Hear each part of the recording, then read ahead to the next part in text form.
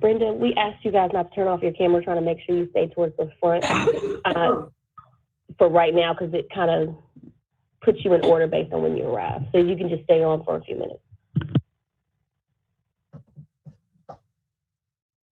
Women and members that are on the screen right now, welcome please Brenda Cash and Pamela Wilson. They will be signing.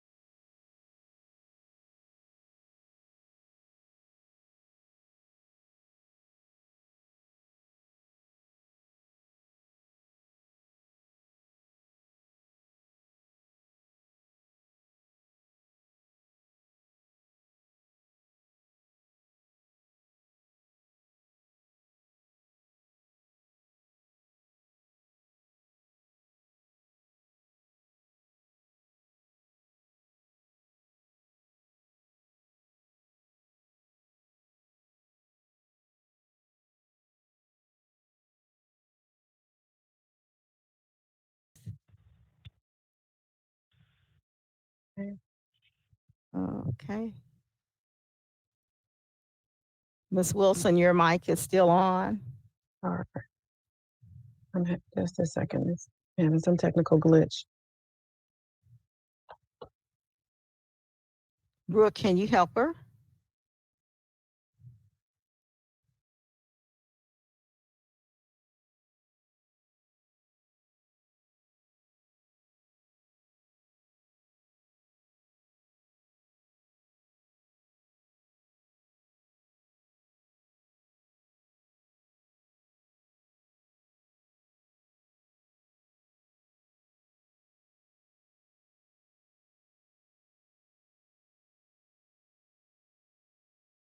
On 2020 council meeting is called back into session.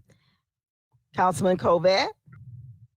Thank you, Chair Lady. I move we adjourn our July 7th meeting. Second. Thank you. It has been moved by Vice Chair Covet and seconded by Councilman Carlisle. Do we have any unfinished business of our July 7th, 2020 agenda? I don't see anyone in the queue. Hearing none, the July 7th, 2020 council meeting is hereby adjourned without objection. Okay. Sergeant at Arms, please call the roll for July 21st, 2020 council meeting to order. Oh, yes, this Honorable Council of the City of Memphis is hereby called to order for the transaction of business pursuant to adjournment. I'd like to recognize our chaplain for the day, Bishop William S. Wright Sr. of Liberty Church of God in Christ, invited by Councilman Ford. He will provide our prayer. Bishop Wright. Yes, ma'am. Dear God, we do thank you for our great city of Memphis. We thank you for the leadership that you have established here. We thank you for the kindness that you have shown this area and shown this city. We actually look upon our mayor, look upon each and every one of the councilmen and councilwomen. We thank you for our Madam Chair. But above all, we thank you for your kindness that you have shown to us. Let us be wisdom in what to do and how to do it. And God, you lead and guide us. And we'll be mindful to take no credit, but give you all praise, glory, and honor. And we thank you in Jesus' name. Amen and amen. Amen. Thank you, Bishop Wright. Councilman Ford. Thank you, Chair Lady. Thank you, Bishop, for that beautiful invocation. Yeah, we know I love you, and hey, the council and everybody. I want y'all to know he's the bishop of the jurisdictional. He took over from G.E. Patterson. Very good man, very personal. Him and his wife. He's one of the greatest, and I just want to thank you, okay, for being with us today. All Chair right. Lady. Thank you. Councilwoman Johnson, did you have any remarks? Thank you so much, Chair. Bishop, it's good to hear your voice. I pray that the Lord has continued to bless you with your work that you're doing out there. Do keep us all in your prayers on a daily basis, and tell the family hello from us as well. Thank you. I sure will, Dr. Johnson. And Chair Lady, Yes. his wife makes some of the best potato pies. Hey, May, that's all she do. When she make them, she don't make 1 or 2. She make 15 or 20. She pass them out. So maybe, hey, he'll bring us some from his wife. But she make all of the best sweet potato pie. When we reconvene, we're expecting sweet potato pie from his wife. And Bishop, I'm upset you haven't made sure I had some. Okay, thank you. Councilman Warren, will you please recite the Pledge of Allegiance?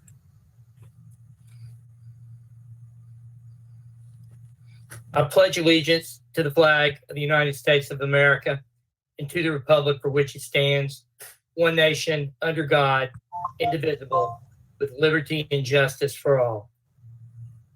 Thank you. Madam Comptroller, please call the roll. Council members Canali, Here. Carlisle, Present. Ovett, Present. Easter Thomas, Present. Ford, Present. Johnson, Present. Jones, Here. Logan,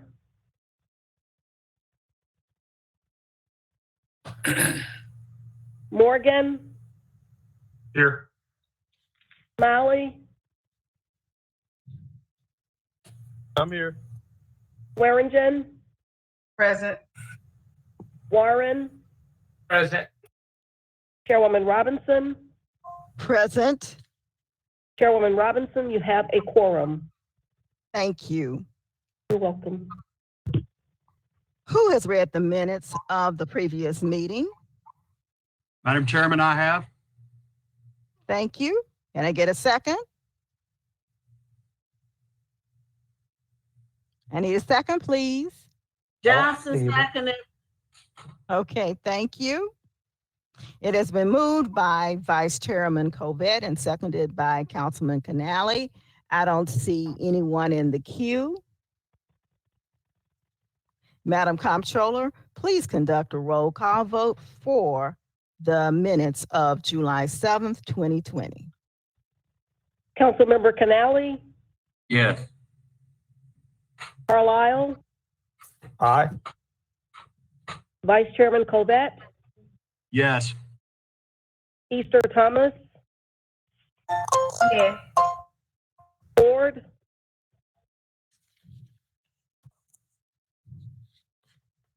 Johnson. Yes. Yes. Thank you, Councilmember Ford. I did hear your vote. Johnson, yes, I heard your vote. Jones, Aye. Logan, Aye. Morgan, Yes. Smiley, Of course, yes. Swearingen, Aye. Warren, Aye. Chairwoman Robinson. Aye, that motion passes. Thank you. Welcome to the July 21st, 2020 regular meeting of the Memphis City Council, which is being conducted electronically pursuant to the notice due to COVID-19 emergency. Without objection, the notice of the meeting will be included in the minutes of this meeting. A notice of the meeting was placed on the City Council webpage regarding how the public may electronically access the meeting and/or recording of the meeting, and how to provide written comments concerning any agenda item or any other matter prior to this meeting. Public comments were to be submitted to the Memphis City Council 24 hours prior to today's meeting. Vice Chairman Covet will read these comments at the appropriate time. He will only read those comments that included the requisite information, which was the person's name and address. Incomplete comments or those received late will be sent to council records and placed in the file. Do we have any other items this evening that we need to hold on the agenda? Okay, we only have item number 5. But before we get into our agenda today, I wanted to take a few moments where we pause just a moment in silence to honor 2 strong, powerful voices for civil rights and change, and the legacies they have left us, as well as 2 members of our community and our city family. Representative and the Honorable John Lewis. I'd like to also remember Reverend C.T. Vivian, firefighter Mac Bond, and Teamster John Edward Bratcher, known as Big John.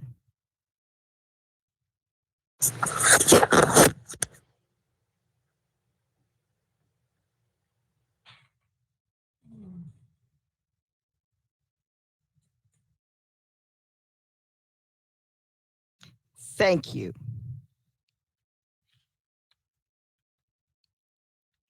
Madam Comptroller, will you please call item number 1? Item number 1 is a resolution approving an honorary street name change of Alice Drive between East Rains Road and Shelby Drive for Bishop William S. Wright Sr. This resolution is sponsored by Councilman Ford. I so Councilman, move. thank you. Second. Who's the second? Second. Now it's second. Thank you. Thank you. I'm gonna read part of this, okay? Yes, sir. Whereas on occasion, the Memphis City Council has seen it fit to name certain public roads in honor of citizens of this community, and whereas Bishop William S. Wright Sr., pastor of the Liberty Church of God in Christ, is one of such citizen worthy of the recognition. I'm gonna skip down as whereas Bishop Wright's dedication and love extends beyond his official duties to his congregation and as prelate of the Tennessee Southwest jurisdiction, to his beloved wife of 35 years, Deborah Wright, and children, Kenitra Wright and William S. Wright Jr., now deceased. Now, therefore, be it resolved by the Memphis City Council that Alice Drive between East Range Road and Shirley Drive in Memphis, Tennessee, be designated as Bishop William S. Wright Sr. Boulevard. Be it further resolved that the city engineer is requested to affix a suitable sign designating such public road, adopted July 21st, 2020, Edmund H. Ford Sr., Council Member Patrice J. Robinson, Chairwoman. Thank you. Thank you. Madam Comptroller, will you please call the roll? Council members Canali, Yes. Carlisle, Aye. Vice Chairman Covette, Yes. Easter Thomas, Yes. Ford, Yes. Johnson, Yes. Jones, Aye. Logan, Aye. Morgan, Yes. Smiley, Aye. Swearingen, Aye. Warren, Aye. Chairwoman Robinson. Aye. That motion passes. Congratulations, Bishop Wright. If you will notice today, we have two interpreters that are joining us, Pamela Wilson and Brenda Cash. Thank you for your service to citizens of Memphis. Comptroller, will you please call item number 2? Item number 2 is a resolution approving a special use permit located at 1883 Lamar Avenue containing plus or minus 0.63 acres in the commercial mixed use 3 and Glenview Historic Districts. This resolution is sponsored by the Office of Planning and Development. The case number is SUP 19-41. Thank you, Councilman Covette. Thank you, Madam Chair. Colleagues, this case was heard in committee. We got our full presentation. It did receive a negative recommendation. We now go to the public comment and the applicant phase of this. I recommend, not knowing yet how many folks are on the call, Bryson is setting that up. What I'd like to do is 15 minutes per side at this point. If we think that there are more folks that want to speak, so be it, we may add some time, and then we'll go into council debate. I remind everybody that is speaking to the council that I need your name and address. And for the folks in opposition, I remind you that there's 15 minutes, so please keep your comments brief, as I'm sure that other folks would like to share their thoughts also. That being said, Bryson is our applicant for item number 2, SUP 19-41, ready? One moment. Thank you. May I go, Madam Chairman, if it's okay, I'd like to go ahead and get a motion to approve this. Well, point of order, Chair, or Councilman Cole, that this was, the committee met on this and recommended negative, or sent it down with a negative recommendation. That is correct, Councilman. It has a negative recommendation, as I shared early on. Now we're voting on the final product, so I'm moving it forward for approval. Second. In other words, and unless Josh corrects me on this one, a yes vote approves the project, a no vote kills the project, for lack of better words. I got a thumbs up. Thank you. Bryson is our applicant on the line. Yeah, my name is Jerry Gingrich. I reside at 1574 Campbell Road in Goodlettsville, Tennessee. I do site acquisition for Verizon Wireless. And Verizon gave us an assignment to find a location for a 135-foot monopole tower. And that assignment, the coordinates they assigned to us, put us right inside the Glenview Park. Our first task always when we get an assignment is to find suitable co-location sites. There were none. There are no towers within approximately almost a mile from this site, so there were no co-location possibilities. We approached the park. They didn't think it was appropriate for siting in the park. We approached the railroad that runs alongside the park. They also did not have any land that could be used for this. We did find the owner at 1883 Lamar Avenue, Cgent LLC. They were willing to lease us a corner, and so we have worked out the terms with them.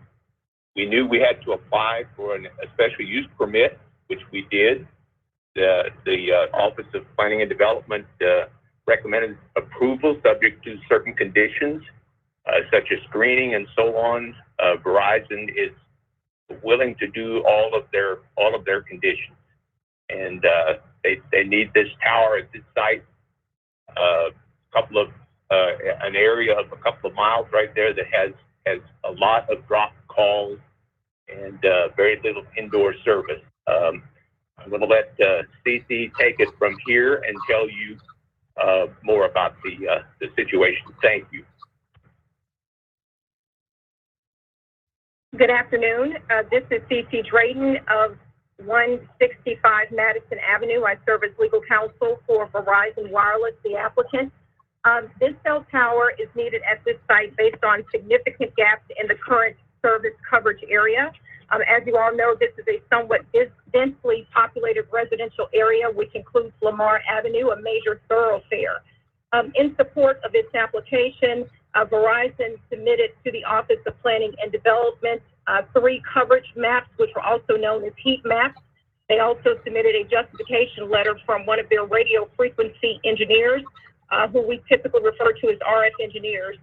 Those coverage maps demonstrate the need for coverage, specifically indoor coverage.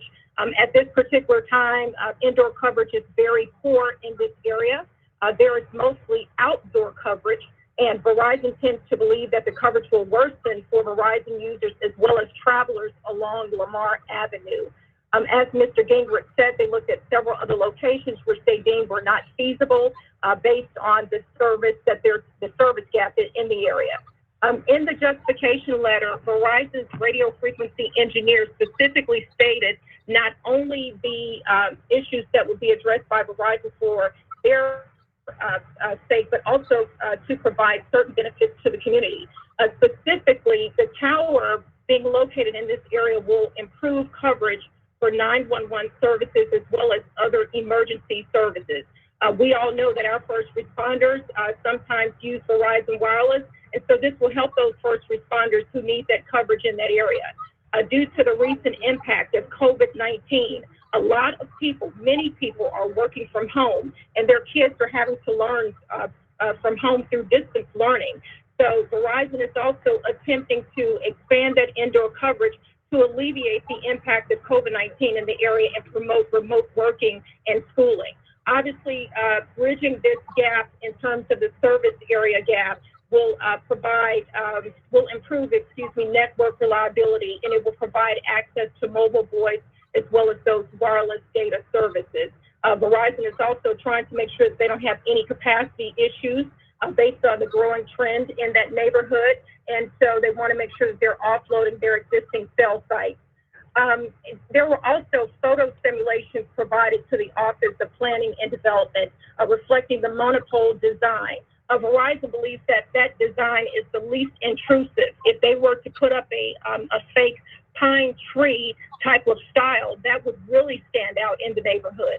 The tower will be located at the rear part of the lot, about 140 feet from Lamar Avenue, They'll put up an 8-foot wooden privacy fence with trees located on the front of the fence as a landscape buffer. And Verizon believes that these features will preclude any negative aesthetic effects on the adjacent park interest, as well as the historic character of the neighborhood.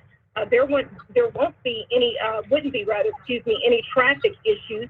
The tower facility would be unmanned and it would be visited on an average of, say, once per month. The proposed design of the site does comply not only with the requirements of the Unified Development Code, but it also complies with the proposed the applicable regulations and requirements of the FAA, as well as the FCC. Based on the fact that Verizon has demonstrated its compliance with the ordinance requirements, Verizon is asking that this special use permit be approved. Verizon is willing to satisfy the conditions of approval, which were included in the staff report. They've also heard the concerns that have been raised by the community. And again, this particular site is governed by the FCC. And so pursuant to those FCC guidelines, Verizon will continue to comply with those. And so we thank you for your consideration. I yield the floor to Ms. Shalia Harris for whatever time is remaining. All right, very good. Good afternoon, everyone. Shalia Harris, 5127 Truth Road. I am the Government Affairs Director for Verizon. We're going to wrap up our time today, giving an additional educational need for this tower. With our recent contract with Shelby County Schools, we are providing 14,000 devices and Wi-Fi for our students. We want to ensure every student has access to high quality service. Considering this area lacks Verizon coverage, this tower will be extremely vital in addressing the digital divide in the Glenview community, which furthers our reasoning for this tower. Thank you. Okay. Bryce, you want to check my time? I've got roughly 6 minutes and 30 seconds in. Yes, sir. All right, so they have 8 minutes and 30 seconds on the balance of their time for rebuttal if they should so choose. Okay. Now, is there anyone else that wishes to speak in favor of this application at this point? Hearing none, we go to opposition. Bryson, who's first in the queue? First in the queue is Miss Sandra Warner. Miss Warner, would you please unmute yourself and begin by saying your name and address?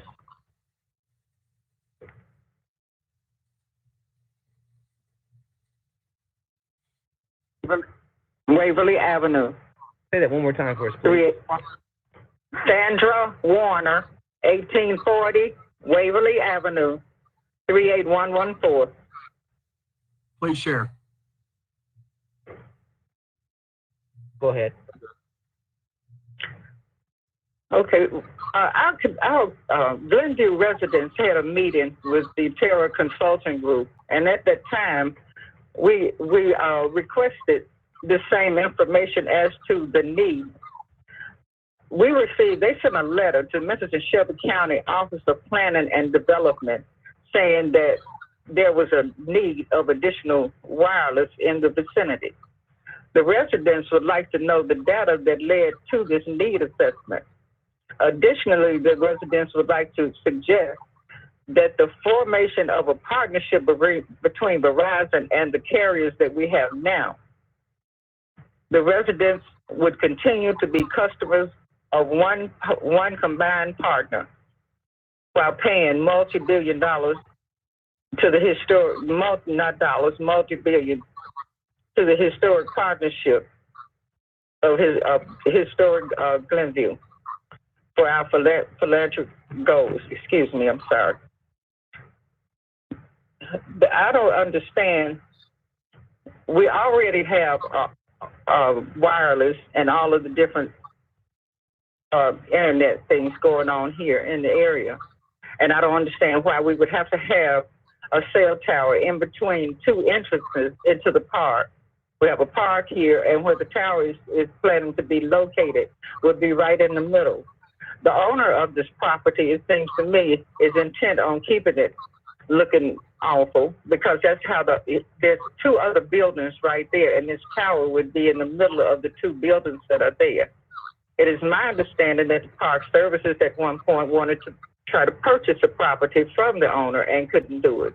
And it seems that the only thing that's being done is this continuing to be a nice school there on the corner, which doesn't make any sense to me. Most importantly, if you partner with the services that are already here, you partner with that would eliminate the need for another tower, thereby eliminating the radiation problem that would come. Also, the tower needs to be 500 meters away from human activity, and the location that you're talking about putting it would only be 100 meters away from human activity. I live on Waverly Avenue, and it would be right behind me in the park.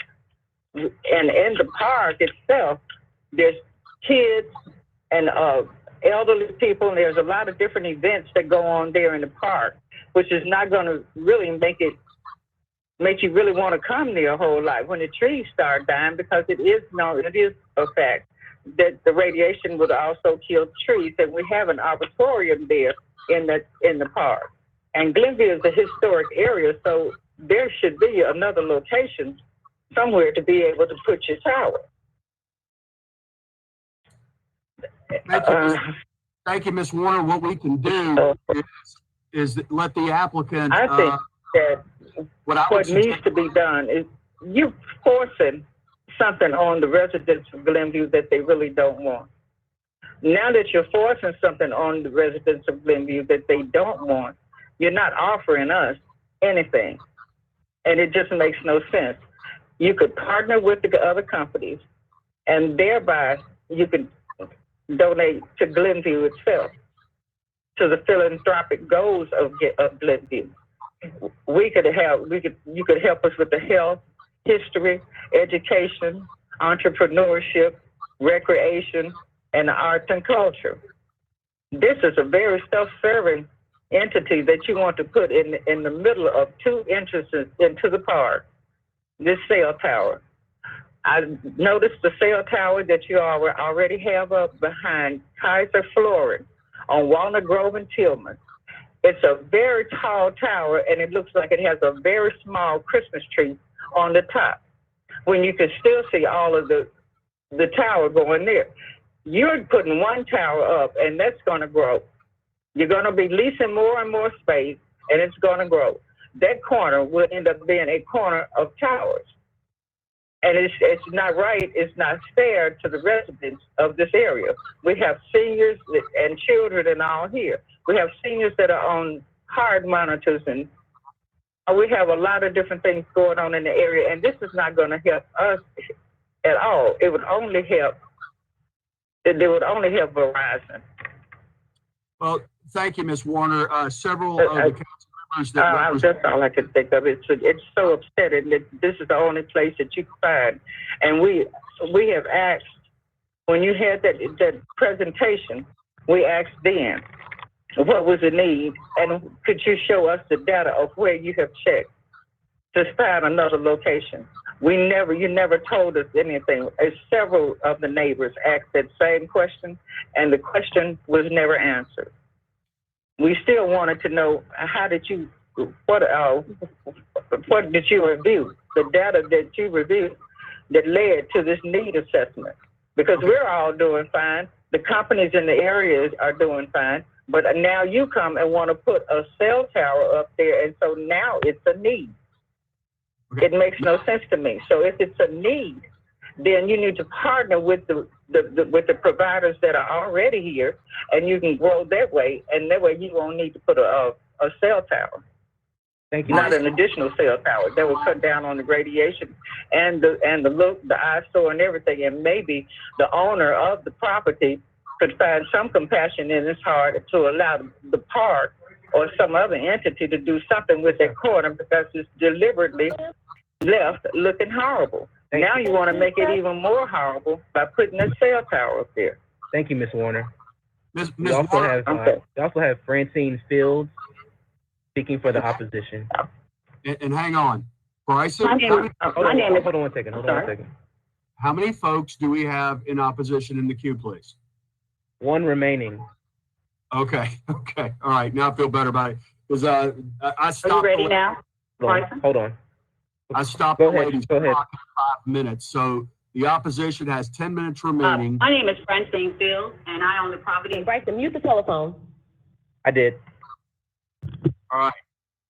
All I'm saying is, for future reference, council members, I don't like cutting anybody off, but let's make sure that we tell folks that try to keep them, you know, if you got 10 people wanting to talk in 15 minutes, she went 5 minutes. So let's also, on our next case, try to limit it to 2 minutes a person at the max.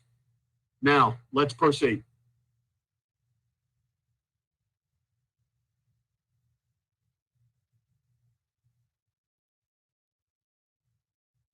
And we're ready for the next speaker, if you're ready. Thank you. 1 second. Transitioning to the next caller.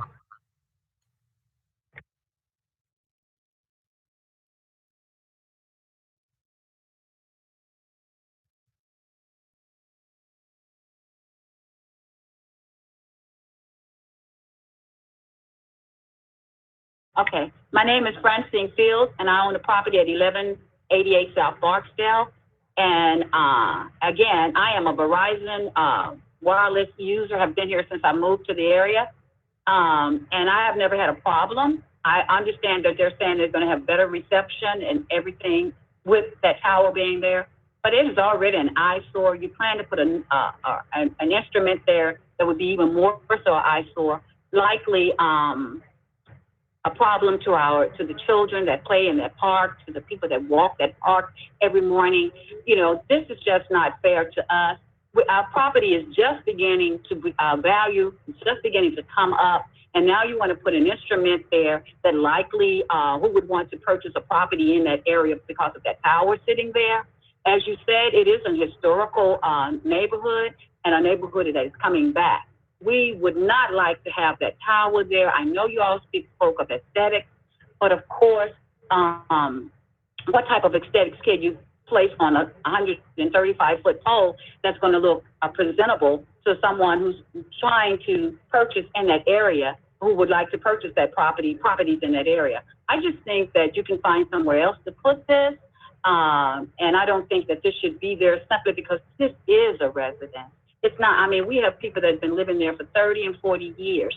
As Ms. Warner said, we have elderly people there. We have young people that are purchasing in this area because of that park being there, the center and everything. Why would you choose to put one in a residence?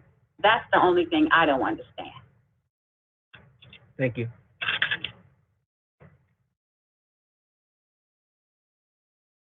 Okay, Bryson, does that conclude our opposition? Yes, it does. All right, I'm showing 7 minutes, which leaves them 8 minutes if they want to further comment. Colleagues, obviously this is a work in process. If there's no objection, I'm going to ask to limit speakers to 2 minutes per, and then we'll set a total targeted time. And please remind me to ask how many opposition members are in the queue at first so that we can get a good flavor for this. It's a work in progress. All right, that we now have our app. We now have our opposition. We now go to council. First member of the council is Councilman Smiley. You're recognized. Thank you. Can everyone hear me? Yes. Hello? Oh, Yes, everyone can hear sir. me? Okay. Okay. So I'm gonna be as brief as possible because Councilman Carlisle told me to, Councilman Covett told me not to talk too long, and I have a tendency to do that from time to time. And I've heard all the concerns. I've heard the argument for and the argument against. What I will say is this: I think Verizon has done one thing right, and that was bring on Ms. Harris. Although I'm vehemently opposed to this project, I do believe hiring someone of the community that we know and trust is a step in the right direction. But you know, even still, I do think this is something that we must strike down unanimously, I hope, to show that this historic Black community not only retains its original character, but to show the community that we hear them, we hear their concerns, and this is not something that we should take lightly. I think this is something that we need to be very resolute on, and ultimately just send it back. The community doesn't want it. I don't want my neighbors knocking on my door. I live right around the corner, and we just have to send it back. And I think my comments from the committee were well taken, and I hope that my colleagues take those comments in consideration and vote against this project. Thank you.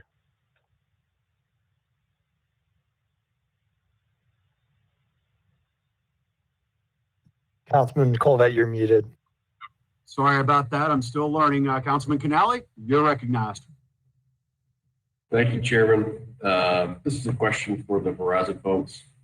What's the difference between this tower and what you have put in some church steeples throughout the Memphis area? And if that's a possibility, could you find an alternate location, possibly a church steeple nearby, and hide this antenna so that it's not such an eyesore?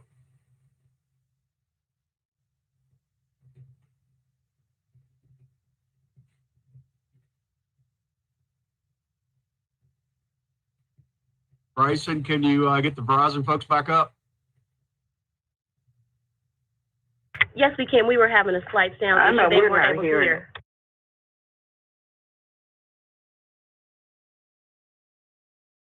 Who were you wanting to speak to from Verizon so we can make sure that person's ready?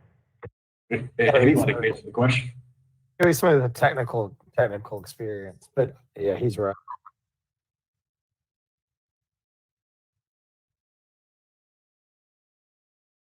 Jared, CT, who wants to jump in on that? Okay, we are trying to make sure that they can hear. If you could repeat the question, please. I don't hear it either. Is Okay, it ma'am, they can't hear if you're speaking. This question is for the Verizon staff. If you could repeat your question, Councilman Canale. So I was asking, please explain the difference between this cell tower and what you have done throughout the city and some other churches in their church steeples, placing the antenna hidden inside the steeple where it's not seen by the general public. And if it's an option that you could find a nearby church as an alternate location for this cell tower. Give me one second. I'm going to repeat that question. Councilman Canale wanted to know if you were aware of some of the things that they've done through steeples and churches, and as a compromise or additional method, is there a steeple or church close by where you could do something similar to what's been done in other areas? And that is for Verizon. Yes, this is Shalia Harris from Verizon. That is something that we can take into consideration, and it is something that I can take back to my team to further investigate if we can move to another location. Do you have any follow-up questions, Councilman Canale? Well, I don't know what colleagues, I know that this was recently done at Second Presbyterian Church, corner of Poplar and Goodlet. So I know that it is possible. So if that's something that the neighbors or if the nearby church would consider, it might be a better compromise or a compromise instead of putting this tower near the park.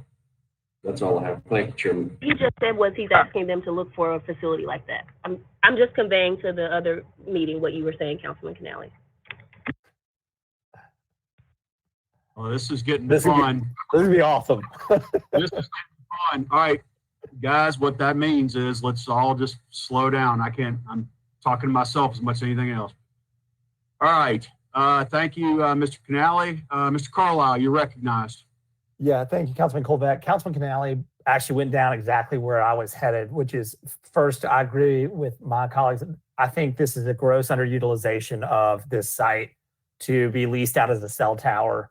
Just looking at the footprint, you can just tell what this historic retail location used to be.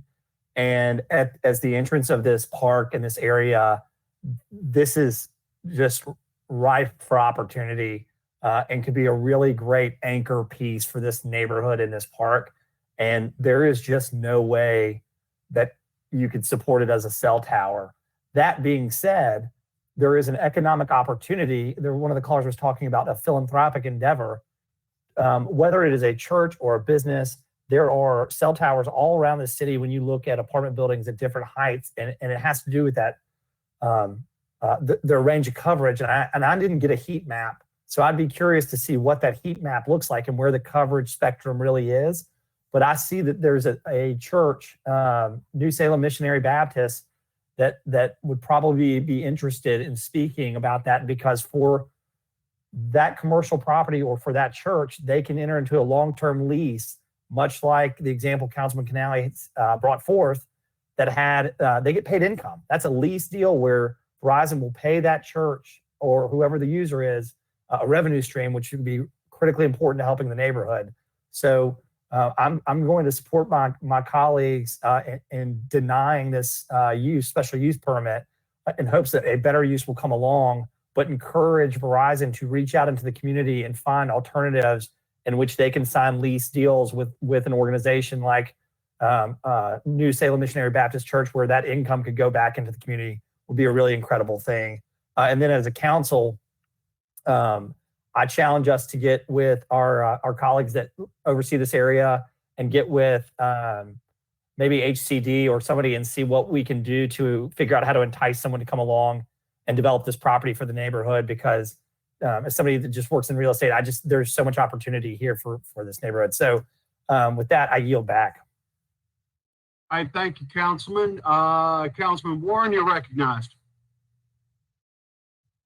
Thank you, Mr. Chair. I was wondering, there are a couple very tall apartment buildings, maybe 2 or 3 blocks west of that area. And I don't know enough about the science of this, but if you put a cell tower on top of a really tall building, it's a lot less offensive. And does it improve your coverage? I just was wondering if that's another option for them. They don't need to answer because I'm not going to vote for this for all the aforesaid reasons, but that's another thing to think about. Thank you, and I yield back. Thank you, Councilman Warren. Council Lady Swearingen, you're recognized. Thank you very kindly, Chair. I've been listening to the comments of my colleagues. Actually, Councilman Warren, there's only one tall building on Lamar west of this site, and that's an apartment building. I can't imagine anybody want a cell tower on top of an apartment building. But we have to also take into consideration, Glenview is a historic district, and adjacent to it is the Roselle-Annisdale Historic District. You have suggested actually possibly placing it in churches. They don't want it in their community at all. I attended the neighborhood meetings. I attended the public meeting, and there was no one present that was favoring this project. Councilman Carlisle, you mentioned that perhaps some of the money from the lease of the cell tower can be poured back in the community. Well, in this case, this is something that money can't buy. And for those constituents, it's a peace of mind. They don't want that cell tower in that historic district. The community adjacent to it, Roselle-Annisdale, don't want that cell tower in their historic district. The people have spoken. They were speaking even as recent as yesterday. They were on their porches, practicing social distancing with their mask on, sharing with Greg Coy how they do not want this cell tower in their community. They've reached out to Councilman Smiley, they've reached out to Councilman Jones, they've reached out to myself. And this is a district where I was born, raised, and still reside today. And I know the sentiments of these constituents and have my finger on the pulse of their desires. And with that being said, as soon as possible, Mr. Chair, I'd like to call for the vote. Okay, may I ask respectfully, I have Council Lady Logan in the queue, and I'd like to close out with a comment, and then we can call the question if that's acceptable to you. It's acceptable, Chair. Outstanding, thank you. Council Lady Logan, you're recognized. Thank you, Chair. I just wanted to know, is this a 5G tower? Hello? Is this a 5G tower? Councilwoman Logan, this is a 4G tower. Okay, and also, responding to Councilman Carlisle's comment, the 5G towers, do you all give funds to individuals that house those towers like the other towers, the 4G towers? Our funds provided. Okay, our funds provided in the same way to communities with 4G towers as they are with 5G towers. The other way with 5G? No, they're not. Okay, you don't have the same lease agreements with 5G that you do with 4G is what I was wanting to make sure everyone understood. Thank you. One second. I yield back, Chair. Okay, very good. Chase, you want to say one last thing, Councilman Carlisle? Yes, I just want to clarify one thing very quickly. What we're talking about are not towers. They're hidden inside infrastructure. And even if they're on apartment buildings, they are paneled. Hence, something like the historic Achiska has a cell tower on it, and you can't, or a tower, a panel that you can't see is there because it's a flat panel. So again, just to clarify, what we're suggesting are things that are hidden. Now, if the community doesn't want cell service, that's fine.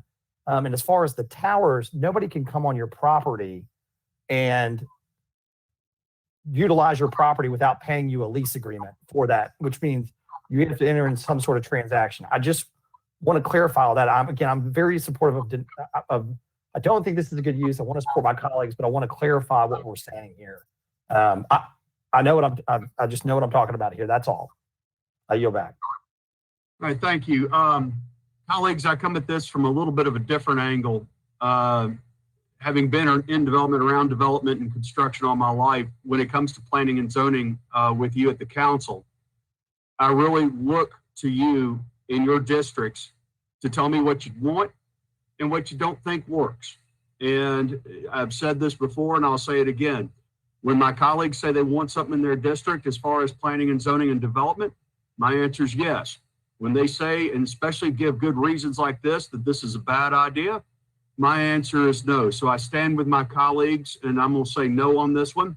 I see Council Lady Logan wishes a clarification, then we'll go to a vote. Thank you, Chair. I just wanted to make sure that I understood, based on what Councilman Carlisle just said, the representative did agree with what I said, and I just want to get that clarified before we move on to the vote. Is there the same lease agreement in terms of payment for the 5G towers as there is for, or panels or whatever you want to, whatever it's called, as it is for 4G? If the representative is still there, Ms. Harris?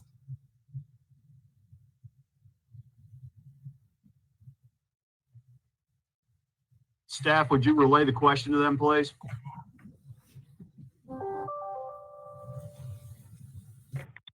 I thought I heard her answer it, but I wanted to make sure that I was correct. Can you repeat the question one more time, please? Please clarify if the lease agreement or payment to an entity is the same for 5G towers or sale as there is for 4G. Okay, so Councilwoman Logan is wanting to know if the lease agreement, if the payments involved with lease agreements are the same when you compare 5G versus 4G towers. Did you hear that? Yes, this is Shalia Harris. No, they're not the same.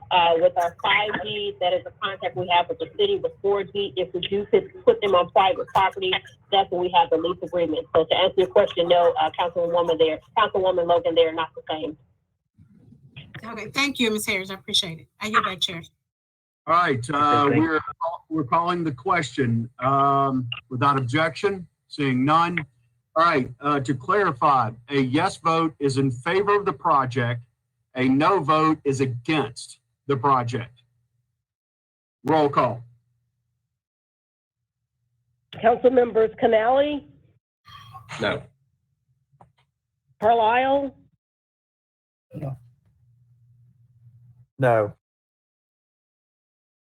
Vice Chairman Covet, No. Easter Thomas, No. No. Ford, No.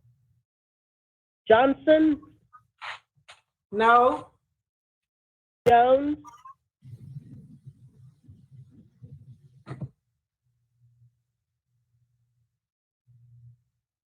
Logan, No. Morgan, No. Smiley, No. Swearingen, No. Warren, No. Councilmember Warren, could you please repeat your vote? No. Chairwoman Robinson. No. That motion fails. Madam Comptroller, will you please call item number 3?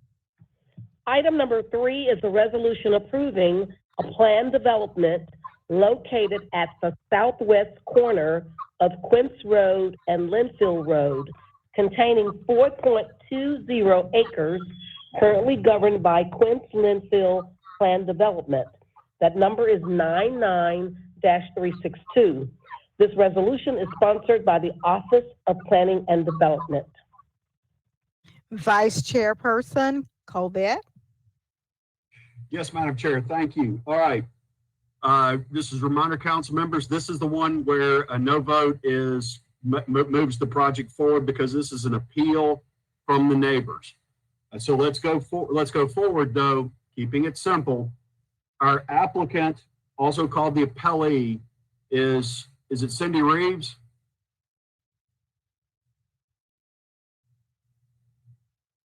Staff, is that correct?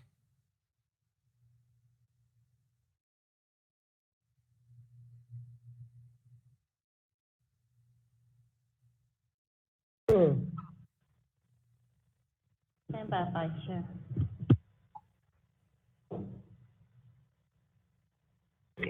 No.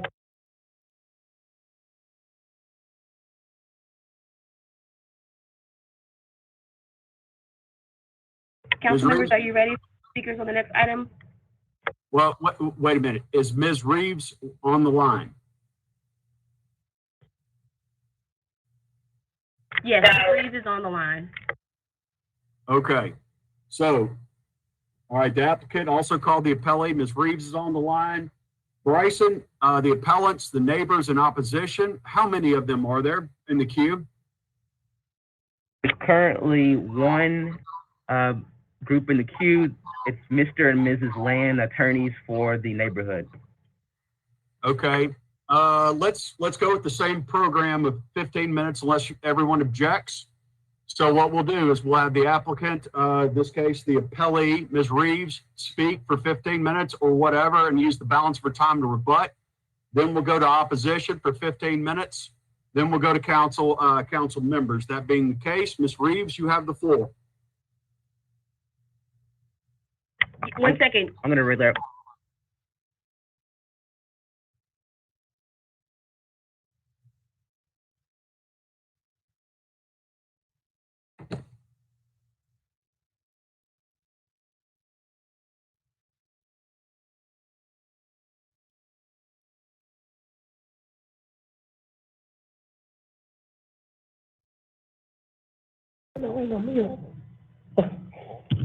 Hold on 1 second. Ms. Reeves, are you on both calls? No, ma'am. I'm only on one call. Okay. There you are. It is. And, okay, there we go. I'm the applicant. Okay, perfect. So who needs to go first, Councilman Colvett? Because Ms. Reeves said she's not the person to go first. She is the applicant, which also makes her the appellate. Yeah, the appellee. Ms. Reeves, you have 15 minutes. Ms. Reeves, did you hear Councilman Colvett? He wants you to go first.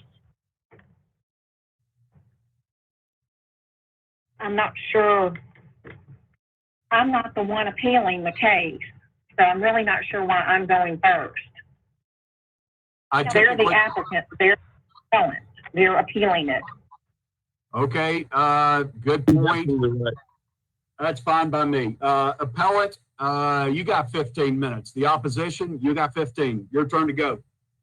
Okay, thank you, Councilman Colvett. The appellant is ready, Councilman Colvett. Please proceed. Name and address first.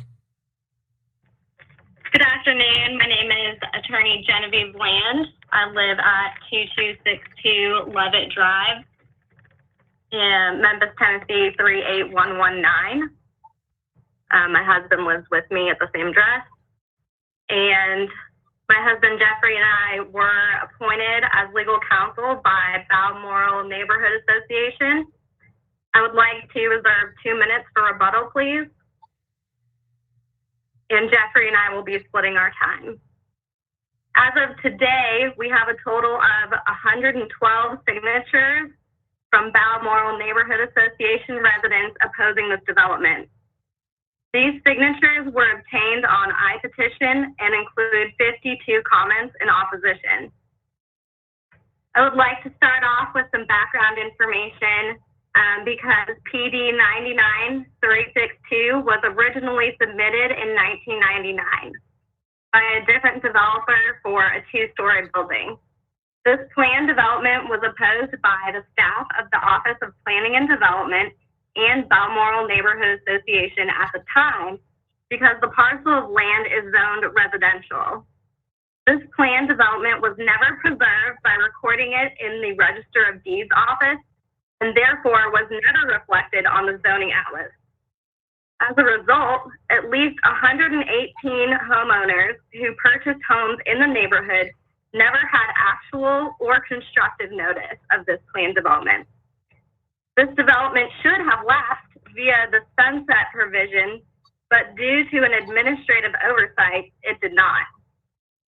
In 2019, despite never being recorded at the Register of Deeds office, OPD allowed the application to proceed as a major modification and in effect allowed the developer to avoid proving a need for this development in a residential area. There is a lack of need for office space in this area. This is demonstrated by nearly vacant office buildings all along Linfield, which is currently managed by Colliers International. This planned development is located on a heavily encumbered TVA easement. This means that the building will be surrounded by large TVA towers and thus looks industrial, unattractive, and distinctly non-residential. In contrast, the parcel is currently heavily wooded with large mature trees which benefit the neighborhood by screening the traffic and noise from Quinn. The proposed building is an unattractive development with over 200 parking spaces directly adjacent from residential homes. The proposed development eliminates all of the trees and forestry and replaces it with 200 parking spaces. Just imagine what it would look like for these homeowners to wake up, look out their windows to a 3-story office building with windows that allow view directly into their backyards and swimming pools. Additionally, this planned development is unconstitutional spot zoning. Pursuant to the Tennessee Supreme Court in Grant v. McCullough, spot zoning is the process of singling out a small parcel of land for use or classification totally different from that of the surrounding area for the benefit of one owner of such property and to the detriment of other owners. And as such, it is the very antithesis of planned zoning. In Grant, the Tennessee Supreme Court held that spot zoning ordinance, which singles out a parcel of land within the limits of a use district and marks it off into a separate district for the benefit of the owner, thereby permitting a use of that parcel which is inconsistent with the use permitted in the rest of the district, is invalid and unconstitutional if it is not in accordance with the comprehensive zoning plan and is merely for private gain. This development, in this case, is unconstitutional spot zoning because the parcel is zoned residential and the classification of the development as an office building is totally different from the surrounding single-family residential homes. It is also spot zoning because the development is for the benefit of one owner to the detriment of many property owners, and thus is the antithesis of planned zoning. I'm going to yield the remainder of my time to my co-counsel, Jeffrey Land. Good afternoon, My name is Jeffrey Land. My address is 2262 and 38119. The Office of Comprehensive Planning determined that this planned development to be house scale. That cannot be true with a 200 space parking lot and a 30,000 square foot office building. The nearby Balmoral Shopping Center is designated as sustained in the degree of change provisions, and there is a commercial parcel available and is suitable for the appellee's desired building. PD 99362 is located at the highest point in the Ridgeway sensitive basin. It is reasonably foreseeable that paving these 4+ acres at the top of this basin will increase flooding downhill and into the neighborhood. We have been supplied no plans by the developer to ameliorate or even address this issue. In addition, the neighborhood already experiences speeding and cut-through traffic trying to avoid the Ridgeway and Quince intersection. Allowing the construction of this office building will increase cut-through traffic through the neighborhood by the office tenants and patrons going to and from the building. Further, the proposed development proposes a traffic cut on Linfield, which is a blind corner. This plan creates a reasonably foreseeable likelihood of collisions because of this blind turn coming off of Quince onto Linfield. Most importantly, there is just simply no need for additional commercial office space in this area. As discussed earlier by Ms. Land, this PD should have expired at the latest in 2005. Since this is a completely new plan development with a completely new builder, albeit the same parcel, the developer should have to prove a need, that there is a need for commercial office space. This would be a challenge for the developer due to the current vacant office space on Linfield, Gramercy Parkway, the Ridgeway Loop area, and in the area of Poplar and Shady Grove. There are currently vacancy signs posted by Colliers International directly across the street from this planned development. The request seeking approval to permit an office space building is not one that can support the goals and objectives of the current land use. And finally, to allow the construction of a commercial building, much less a 3-story office building in a residential neighborhood, defies logic and the entire purpose of plan zoning. This office building is not needed and is almost guaranteed to suffer the same high vacancy rates of the neighboring office buildings. This planned development has expired, was not preserved, and further, the developer has not provided any market research, nor have they demonstrated a need for an office building in a residential area. Both of these requirements must be demonstrated for a new planned development. And this is what this is: a new 3-story commercial office building, which the developer hopes to use an expired unrecorded plan development. The developer has not rebutted this assertion that the development is unconstitutional spot zoning, which we asserted at the LUCB hearing back in February. For those reasons, and in the interest of over 100 residents of Balmoral who have asserted strong opposition to this development, I ask for your no vote on this plan development. Thank you for your time and your service. Okay, thank you very much. That is the appellant, also known as the opposition. Bryson, I didn't get my stopwatch in time. I'm showing him at 6 minutes. Is that right? That's correct. All right. Appellant opposition, you have 9 minutes left for possible rebuttal. All right, we now go to the appellee, also known as the applicant, also known as Cindy Reeves. Cindy, you're recognized. Cindy Reeves, 5909 Shelby Oaks Drive, Suite 200. I also have Preston Thomas with me. Preston, give your address, please.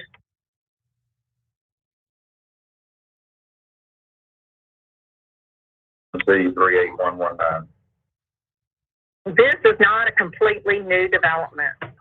This is a development that was approved in 1999, and it was on the zoning atlas map. The plan development case number was on the zoning map back whenever OTD kept them in their office, and they could have looked this PD up at any time. This is a Class A office building. It's not a B or C office building like you have across the street. It's not spot zoning. You have office to the north. You have office, which is YMCA, to the east, and to the west, you have the transmission line easements, the interstate, and then commercial property. We are planning for the building to be 3 stories.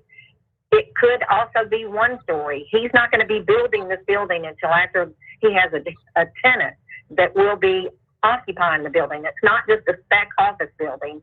It will be a build-to-suit office building. We are also reducing the building size to 35,000 square feet instead of 45,500 square feet, and have the zoning determination letter not only from the Unified Development Company, but Ferris Bavango did a determination letter and also said that the PD is still in effect. And when it was approved, it had no time limit. So we feel that the office zoning is still valid, and that is the purpose of going through this process.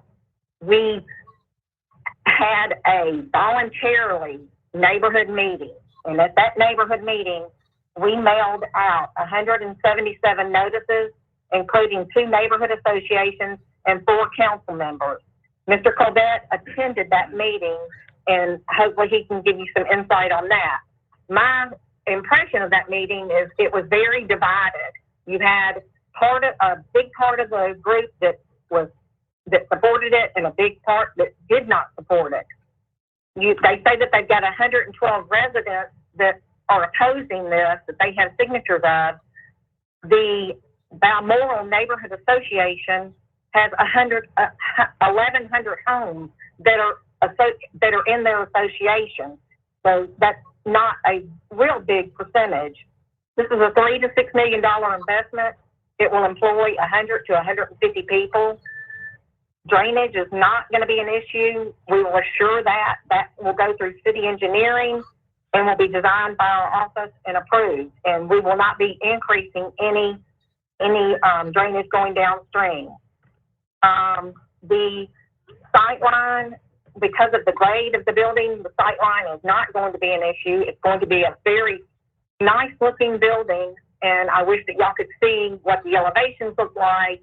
And instead of just the site plan, the elevations it will be a very, very attractive building.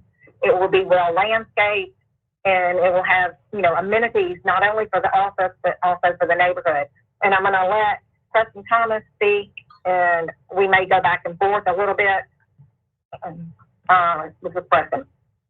Thank you, Cindy. Preston Thomas, 6363 Poplar Avenue, Suite 220, Memphis, Tennessee, 38119. As far as the market goes, this is one of the only parcels left in the East Memphis corridor that is an opportunity for someone to purchase or provide a build-to-suit lease, in the 2 to 5 acre range. All the other parcels are either owned by large-scale developers or not zoned or able to be built on. The other thing that's occurred within the market is, tenants are searching for single-tenant lease opportunities versus going into a multi-tenant office building due to the COVID-19 and coronavirus situation. So that has created a unique opportunity for the market itself for companies to be able to control who's coming in and out of their property, whether it be auto traffic or foot traffic. This being a Class A office building, the vacancy rates are at all-time lows, which means there's not many opportunities for tenants to lease space in the East Memphis corridor. The Class C office vacancy rate remains high, which is what Linfield is what you see along Linfield. Those buildings were built 30 to 40 years ago, and the owners have not put much money into them, which is the market has wanted nicer product. So that's a telling example of that. The building was developed by Renaissance Group, which is a major architectural firm in the market, And we spent, several different turns to create a really nice looking office building, which is kind of more of a modern Class A look. I think that's all I had as rebuttal or comments to the market and to the building. We want to thank staff, and we agree with staff with conditions, and we would hope that the council would also agree with us that this is not spot zoning. This is a very good corner for this office building, and it will be something that Memphis will be proud of.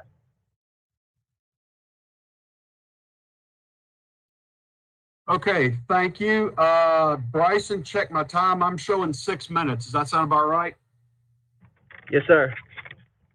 All right, that means y'all have 9 minutes for potential rebuttal. We only do one set of rebuttals. So, appellant, Ms. Genevieve, you have 9 minutes. You don't have to use all of it. You don't have to do anything, but you have 9 minutes if you wish to respond. Thank you. First, I would like to note that the determination letter that Ms. Reeves cited to had an admission by the attorneys that authored that letter admitting that PD 99362 was never recorded. And that was admitted in that letter. Okay. That was a paid opinion. We're both attorneys. We get paid to make legal arguments all the time. Of course, if we're hired to make that argument, we're going to find a way to make that argument. So that's where that leaves us with that argument. Next, we were also in attendance at the neighborhood meeting that was held by Ms. Reeves and Mr. Thomas, and I can testify that the mood was very hostile. At least it devolved into hostility, and I can also testify to the fact that subsequent neighborhood meetings, before we went in front of the LUCB, we took a vote of the members present, which are all paid members, and it was a 23-3 no vote. So the neighborhood association and all of the paid members have overwhelmingly opposed this. They don't want an office building in their neighborhood. And especially since across the street, there's vacancy signs posted by Colliers International. This is something that was never recorded, and there was no actual or constructive notice to over 100 homeowners who purchased their homes, including Jeffrey and myself. So there was no way to know when we purchased our home, if we went and looked at the Register of Deeds, this plan development was not recorded. Jeffrey, do you have anything else you'd like to say? 2 other points. As it relates to places to build this building, half a mile east, where the old Cecil's used to be, a completely available commercial space with signs that says, for sale. Already paved over, would not, do anything but improve that shopping center. We would love to see it there. What we would love to see at this parcel is exactly how it's zoned, residential. There is a need, as anybody that's had to buy a home in the last 3 years, there's a need for homes. There's not a need for commercial office space. And, if anyone's familiar with the Toyos Clinic near Massey and Quail Ridge, there's another sign there, available commercial office space. I noted that in the developer's presentation, they stated that they were now considering making this a single occupant building. That was not presented to us at the meeting that they held in December. The developer presented to us that they were seeking a 3-story office building with multiple tenants. They also presented that there would be a restaurant on the ground floor, which concerned many homeowners because they believed that there would possibly be a bar in this restaurant, which would then have possibly intoxicated people driving through their neighborhood late at night, trying to avoid intersections.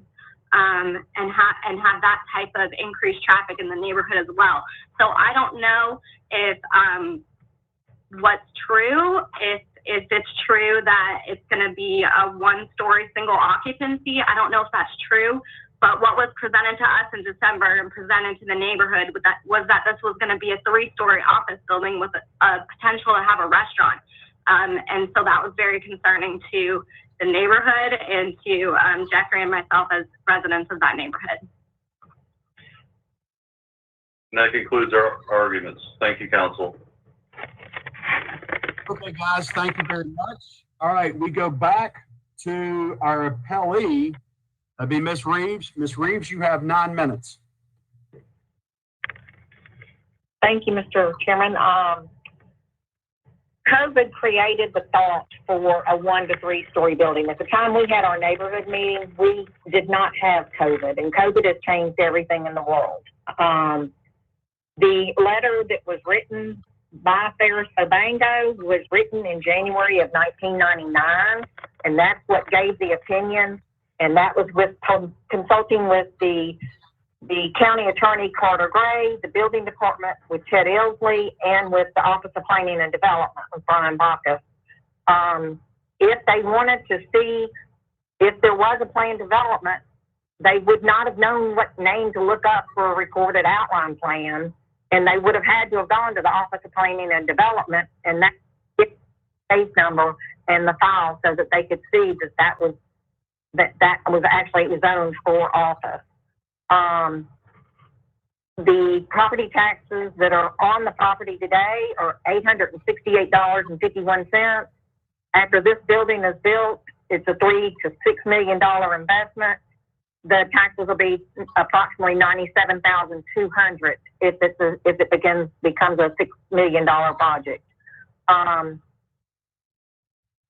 I don't know what else to say as far as how our mindset has changed, but COVID did play a big part in that, and we would hope that the council would understand that. But we feel that we want to work with the neighborhood. We want to be a good neighbor, and we want to be good stewards together and work together and be a part of the community.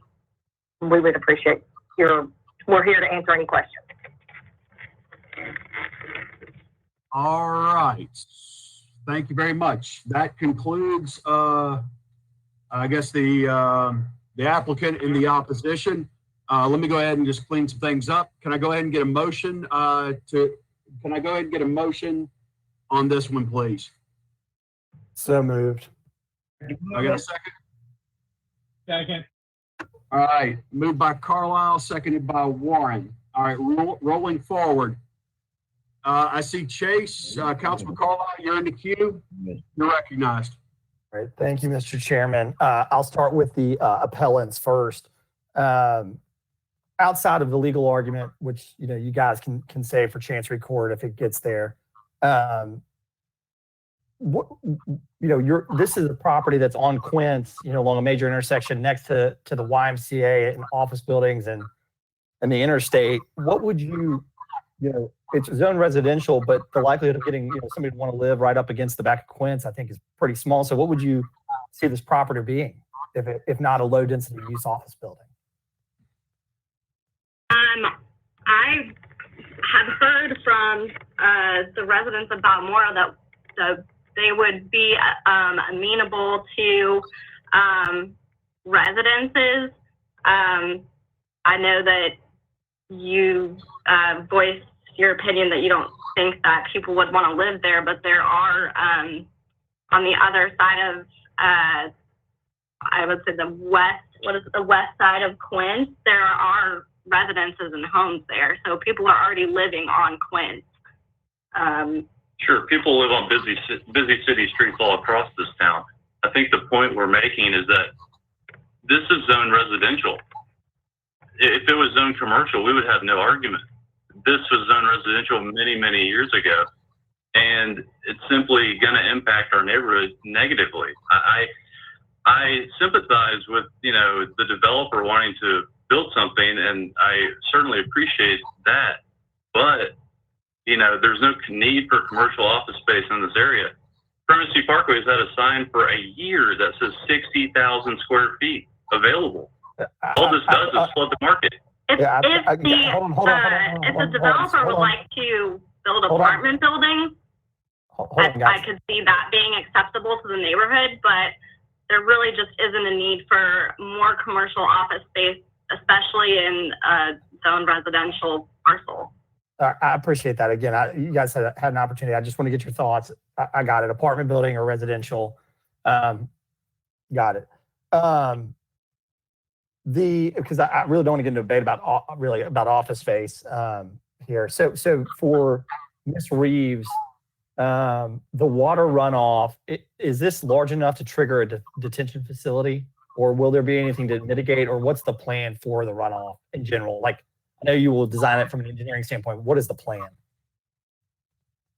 Yeah, this will have detention, and it absolutely will not increase their drainage. And also in committee, you had mentioned wanting a pork chop, a right in, right out on Quince for that curb cut, and we are acceptable to that also. Yeah, absolutely. I think I appreciate that. I'm just looking at it now on actual Google Earth. That is a dangerous turn in without it, I think. Okay. And then what's the view corridor? We've got elevations, but it's hard to see the view corridor. I mean, the argument's being made that this is in the neighborhood as if it's in the heart. For me, it's on the edge at Quince and Linfield. And so I do recognize that some traffic may flow out Linfield back into, all the way down by McKinnis Drive and out into Ridgeway. It's kind of a far way to go, but what's the view corridor down? Because there's only a few houses that it looks like we'll be able to see it from their backyard, I guess, so to speak. So if I'm standing on there will be a very heavy landscape screen along Vassar Drive, but also the elevation of that property is higher, and the sight line distance is not what you would think that it is. We actually had a sight line drawing that was previously approved with the prior plan development. I don't see it in this staff report, but it was presented at Land Use Control Board. It was in the 1999 staff report that gave a sight line. And the elevation right now is proposed as brick, and there's no plan to change that. And if so, will that come back before OPD, before Josh's group?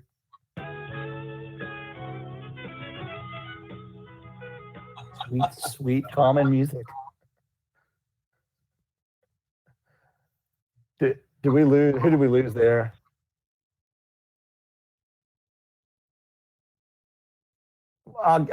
Josh, are you on? If they change the elevations, are they gonna have to come back to you? So the primary thing that the Land Use Control Board is doing is approving the site plan. If minor amendments are made to the site plan or the elevations, if they fall within the definition of minor under the UDC, they can be done administratively. If not, they would have to go back to the Land Use Control Board. Josh, should this body move forward this, it's just, I want it to be abundantly clear from where I'm standing that I do recognize that this is on the edge of a residential neighborhood, and it needs to fit, the aesthetic of the building needs to cascade down into the neighborhood. I mean, not that they're going to afford to build curtain wall glass, but we can't have, it needs to blend. And so I just want to put that on the record that if and when they find tenant or tenants and they go forward with this thing, that it doesn't turn into something that is not intended or was presented conceptually to the body. And so just, you've heard that from me. With that, I'll yield back. I'll say one thing, when you talk about this property being vacant since the 90s, there's no guarantee they'll find a tenant one way or the other. But $3 to $6 million, it's about $200, $250 a square foot in hard construction to build an office building. So I believe that number. It can get up to 300 for real Class A if they get that high with a high tenant improvement allowance. So trying to balance the will of the neighborhood, the want versus developing the property tax base is always a balancing act. So it's just a lot to consider. With that, I'll yield back to my colleagues. All right, thank you, Councilman Carlisle. I have a friendly amendment that the applicant is okay with for the right-in, right-out pork chop. Is there any opposition before I go forward to that friendly amendment? Seeing and hearing none, that friendly amendment is now added. We go to Council Lady Johnson in the queue. Thank you, Chair. I have a question for the appellant. Would they feel comfortable with a one-story Class A office building? Thank you for that question. We have not been presented with that up until the last 10 minutes. We would have to ask our client. That would have to go back to the neighborhood association meeting and discuss that development. It certainly would be much more easily swallowable if it was a one-story, 10,000 square foot building with 50 parking spaces, as opposed to what is being presented, which is triple that. Okay. I have a question for Josh now, please. Josh, in your proposed conditions, are you making it a requirement that they have a Class A office building? Councilwoman Johnson, we are requiring it to be office uses of no greater than 3 stories in height and 35,000 square feet in area. Yeah, but okay, I question that because I think Ms. Reed even said that it was going to be someone said it's going to be a Class A office building.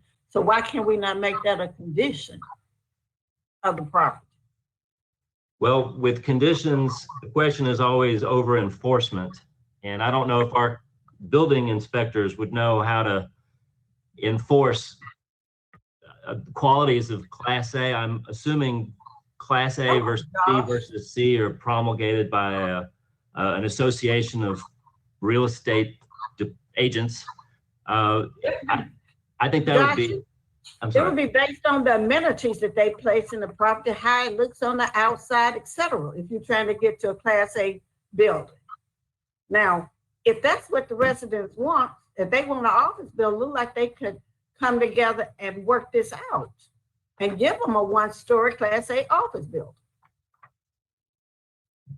So I guess I'm asking Cindy, Reed, are y'all amenable to try to work this out with the residents? Yes, ma'am. What we would like to do is have it subject to add a condition that we have land use control board site plan approval that will show what kind of tenant that he gets in there, because he's not going to build it until he gets a tenant, and he won't know what the tenant needs until he gets the tenant. So we would agree to add a condition that we have site plan approval with the land use control board, and that they would see the site plan at elevations, and it would be, full transparency of what will be built there, that they will get notice of. I have a problem with that because land use control just told me they may not know what a Class A building may look like. So that needs to come back to us. Yeah. Rather than leaving it. Once it goes to land use control board, if everybody is not in agreement, then it gets appealed to you, just like the site plan did that we got approved at land use control. How about reducing the size? That you can adjust. I didn't hear that, ma'am. Okay. What about reducing the size of the building? We would like the flexibility because we don't know who the tenant is going to be. But if he knows there are restrictions, he'll know where he can build. So if they have an idea, they'll build around their requirements. I'm just trying to come up with a way to make the residents happy and at the same time get a commercial operation going in that spot. Those individuals will have to live with that site on a day-to-day basis. And I think we are going to have to start listening to the people. And if that's what they want, let's see, can we work it out? I think it's possible if we just take the time and work with them. Those are my comments, and I thank you. All right. Thank you, Council Lady Johnson. Councilman Canale, you're recognized. Thank you, Chairman. Mr. Whitehead, is this consistent, or where does this fall within our Memphis 3.0 plan? We found this to be consistent to the Memphis 3.0 plan due to the adjacent land uses, primarily the office uses to the north and the institutional uses to the east.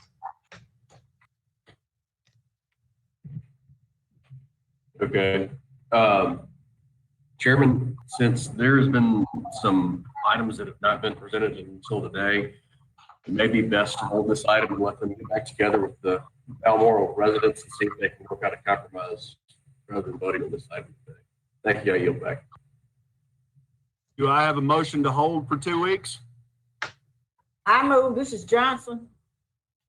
Councilman Moore was in the queue. Oh, I'm sorry. I thought Well, you asked a question. Well, I did, just to make sure I was hearing Councilman Canale. I have a motion. I have a motion to hold for 2 weeks by Council Lady Johnson. Appears that Councilman Canale seconded it. Am I correct on that? Since it was your idea. That was Warren seconded. I was just saying that he was in the queue. Fine, whoever, fine. Close enough. All right. We have a motion to hold. Councilman Warren, you're in the queue. Would you like to speak, or let's just hold this thing for 2 weeks, keep it simple?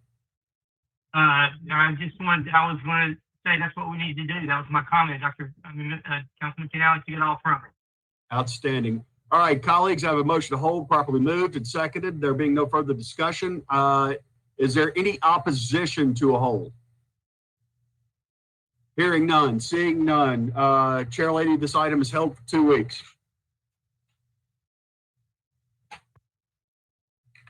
Thank you. Madam Comptroller, would you please call item number 4? Item number 4 is a resolution approving a special use permit located on the northeast corner of Camilla Street and Union Avenue, containing plus or minus 3.1 acres in the Medical District Overlay CMU-3 district. This resolution is sponsored by the Office of Planning and Development. The case number is SUP 20-06. Chairman Covet. Thank you. All right, colleagues, we heard this case upstairs in committee. We gave it no recommendation. Can I get a motion now? Been moved by Warren. Jones, second. Seconded by Jones. Bryson is our applicant on the line. One moment, we're switching over now. And I guess a follow-on question, is there any opposition? No, there is not. All right. Colleagues, if there are no questions, in the interest of time, I guess, we can ask the applicant if they really want to share something, but since there's no opposition, I assume we roll through this one. Feedback? Councilman Jones was going to ask about a flag. Sorry to. He mentioned that in committee, so I thought I'd bring it up. Thank you, sir. I greatly appreciate that. Is our applicant on? Councilman Colvett, I have Neil Patel on the line. All right, Mr. Patel, would you say your name and have your address? name. You can give me 2 minutes. Just share your thoughts.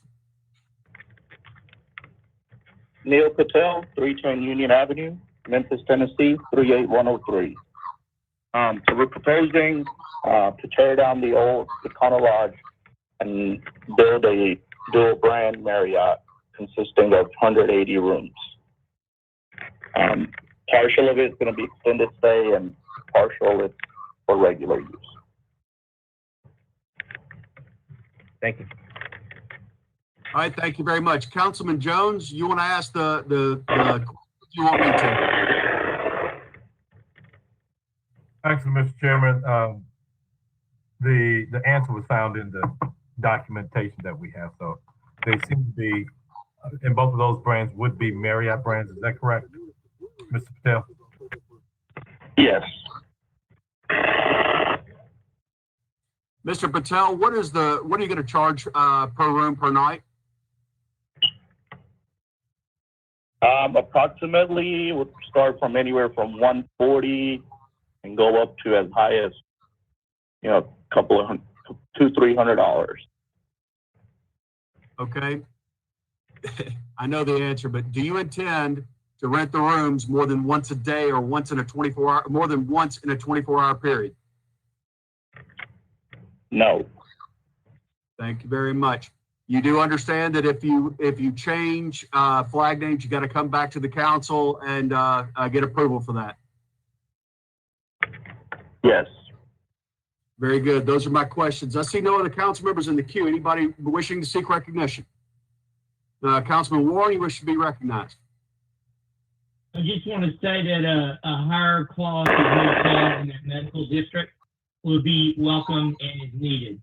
So it's definitely a needed amenity for that part of the city for people who are coming to Methodist Hospital and to Regional 1 that need housing after they needed our services medically. All right, outstanding. Just making sure I got everything right. Yep, applicant's correct. Okay, seeing nobody else in the queue, remember a yes vote is in favor of the project, a no vote is against the project. See no other members in the queue wishing to seek recognition. Roll call. Councilmember Canali, Yes. Carlisle, Yes. Vice Chairman Colvett, Yes.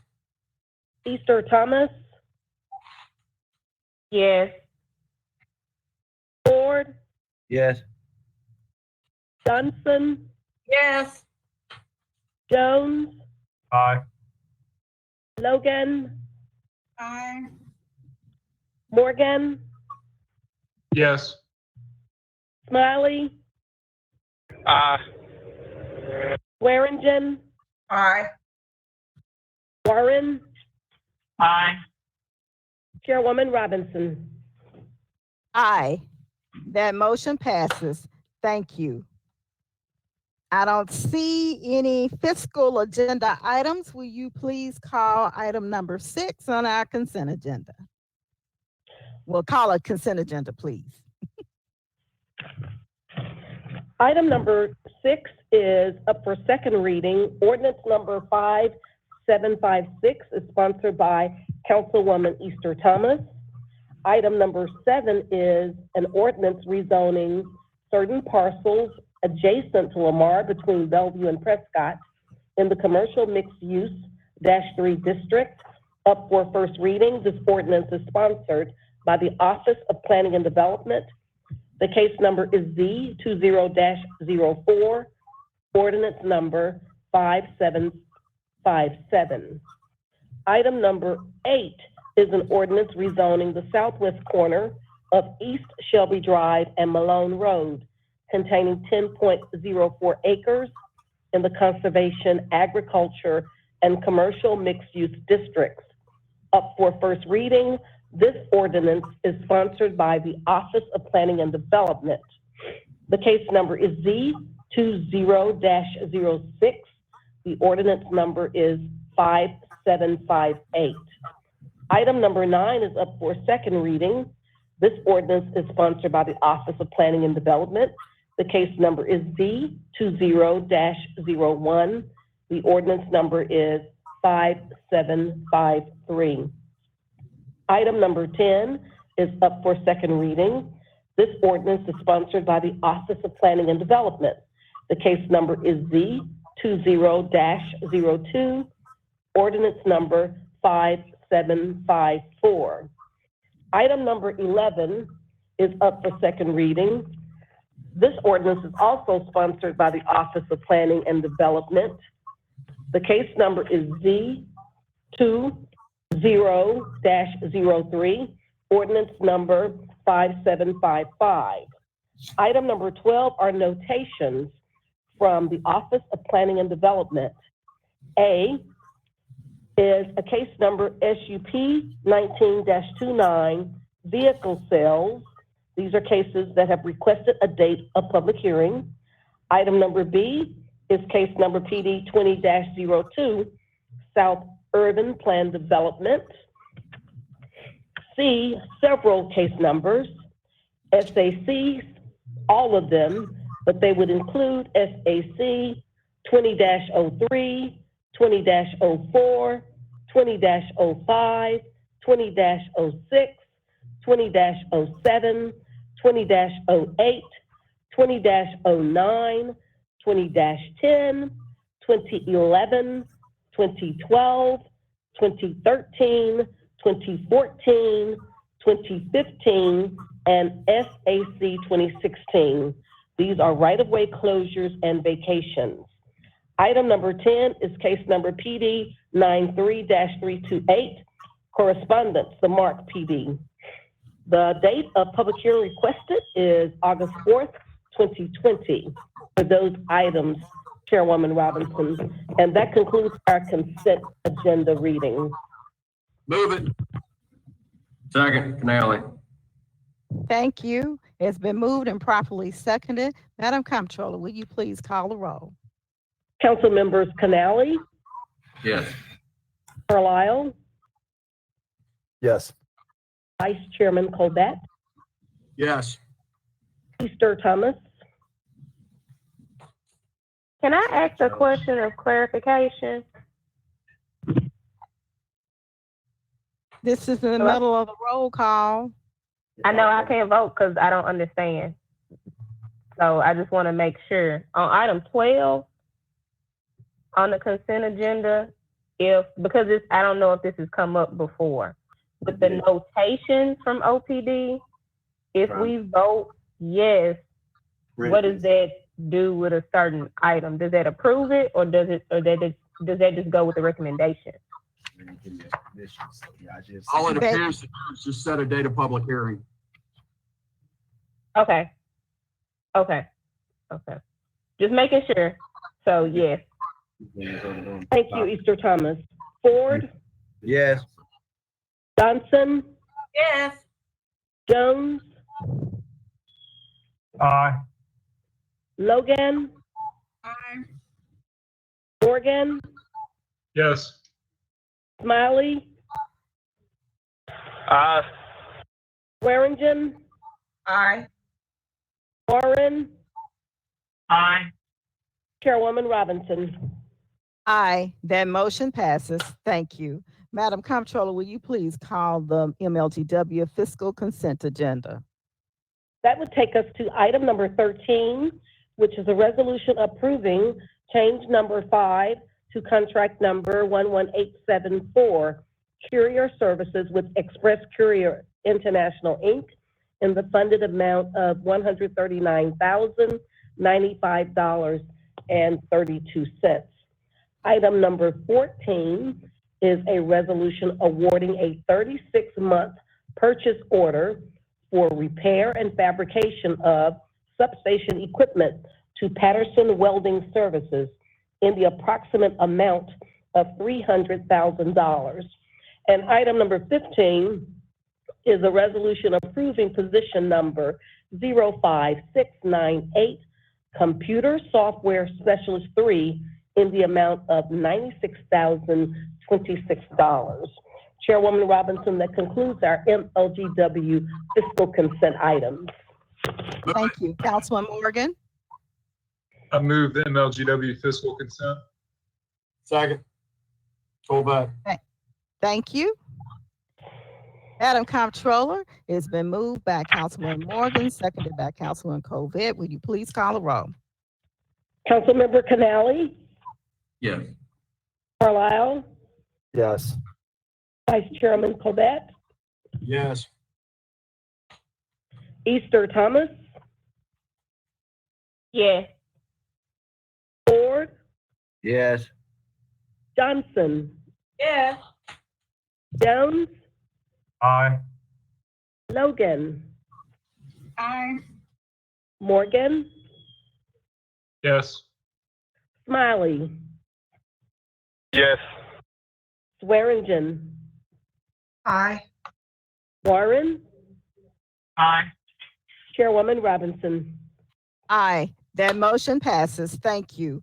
Madam Comptroller, will you please call our add-on items, starting with item number 28? Item number 28 is a resolution urging Governor Bill Lee and the Tennessee General Assembly to allow drink to go to continue after the COVID-19 pandemic. This resolution is sponsored by Councilman Canali, and there's a request for same night minutes. Chairman Canali. Thank you, Madam Chair. The committee met, recommends approval, and I so move. Second, Colvett.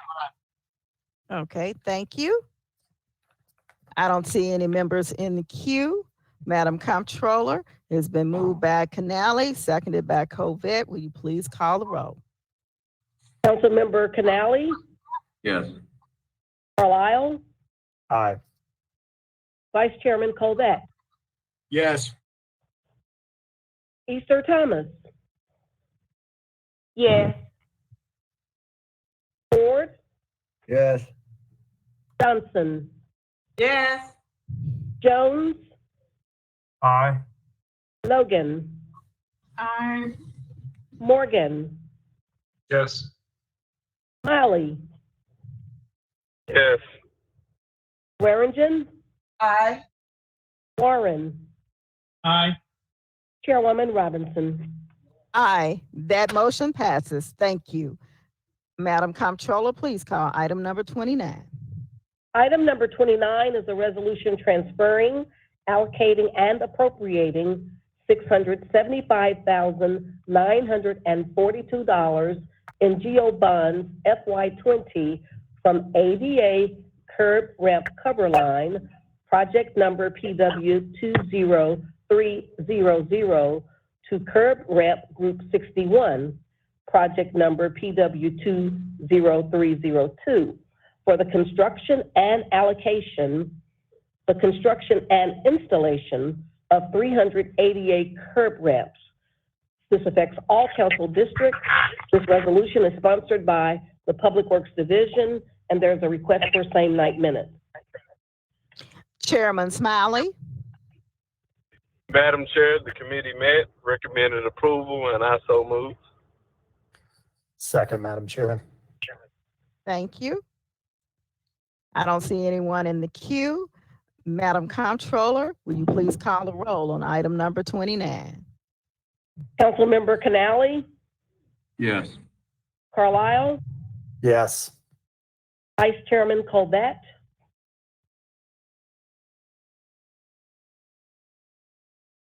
Easter Thomas, Yes. Ford, Yes. Johnson, Yes. Jones, Aye. Logan,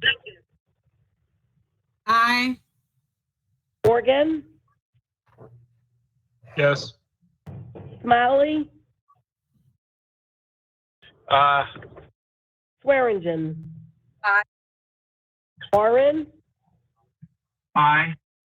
Chairwoman Robinson. Aye, that motion passes. Thank you. Thank you. Madam Comptroller, item number 30. Item number 30 is a resolution of the Memphis City Council establishing an advisory committee regarding City of Memphis street, park, and place names. This resolution is sponsored by Councilwoman Easter Thomas, and there's a request for same night minutes. Chairman Smiley. Madam Chair, the committee met, recommended approval, and I so move. I need a second, please. Second, Easter Thomas. Thank you. I see one person in the queue, Councilman Morgan. Thank you, Madam Chair. I've got the Tennessee Heritage Protection Act pulled up on my screen, and I've just been kind of browsing through it since we had our committee meeting.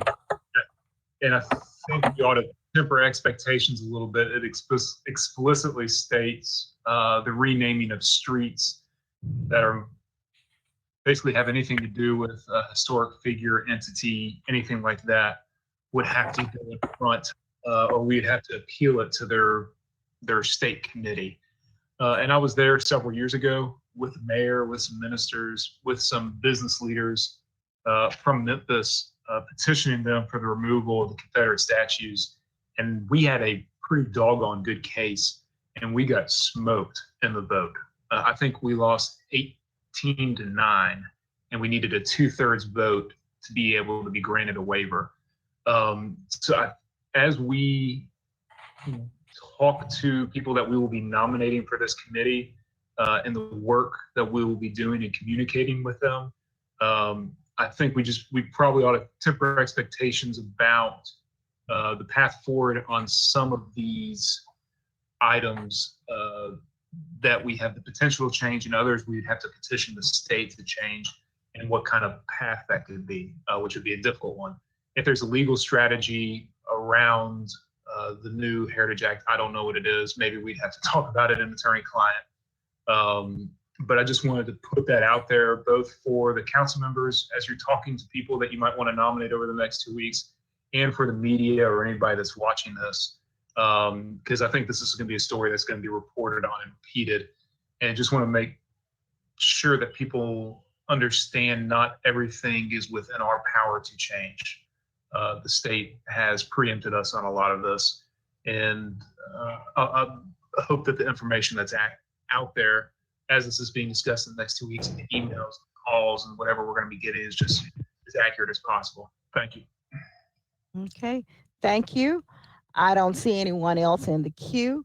Madam Comptroller, this item was moved by Chairman Smiley, seconded by Councilwoman Easter Thomas. Please call the roll. Councilmember Canali, Yes. Carlisle, Yes. Vice Chairman Covette, Yes. Easter Thomas, Yes. Ford, Johnson, Yes. Jones, Aye. Logan, Aye.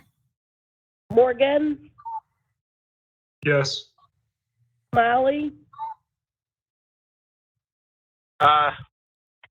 Swearingen, Aye. Warren, Aye. Chairwoman Robinson. Lord, aye too. Aye. Hold on. Okay, thank you. Did you get that, Madam Comptroller? Yes, Chairwoman Robinson, his vote is recorded as yes. Thank you.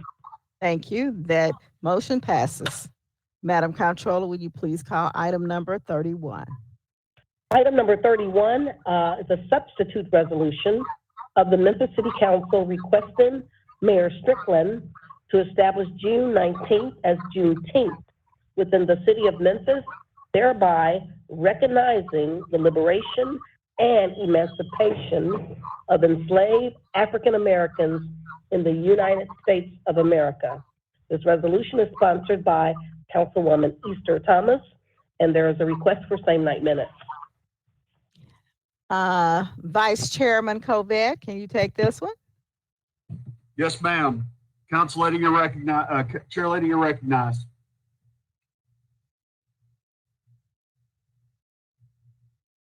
So this one required a substitute resolution. The committee met. We did not vote on this item. So I am moving this item to the floor. I need a second. Second. Second. Easter Thomas. Okay. All right, Thank I have a you. motion properly seconded by Easter Thomas.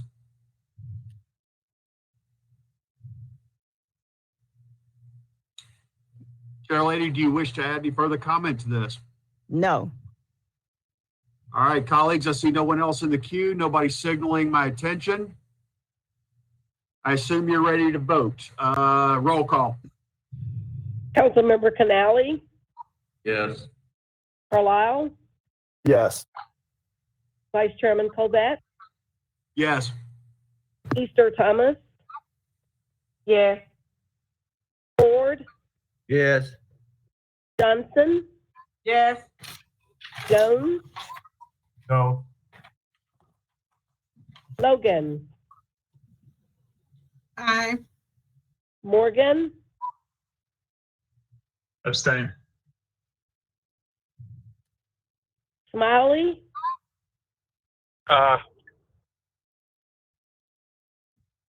Swearingen, Aye. Warren, Aye. Chairwoman Robinson. Aye, that motion passes. Thank you. We have two other items that were not heard in our committee, but they will be heard this evening. The item number 32, Madam Comptroller, will you please read it? Item number 32 is a resolution remembering the life and contributions of Reverend C.T. Vivian. This resolution is sponsored by Councilwoman Easter Thomas. There's a request for same night minutes. Councilwoman Easter Thomas. Thank you, Chairwoman.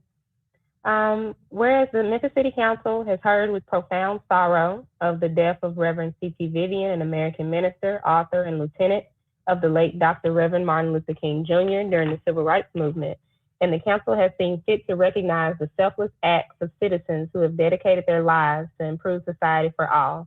And the late Reverend C.T. Vivian understood the need to fight for freedom on behalf of all African Americans oppressed by institutionalized legal discrimination, and was a student and teacher of the nonviolent direct action strategy, championed by the likes of the late Dr. Reverend Martin Luther King Jr. and the late U.S. Representative John Lewis for the purpose of improving our city, state, nation, and world.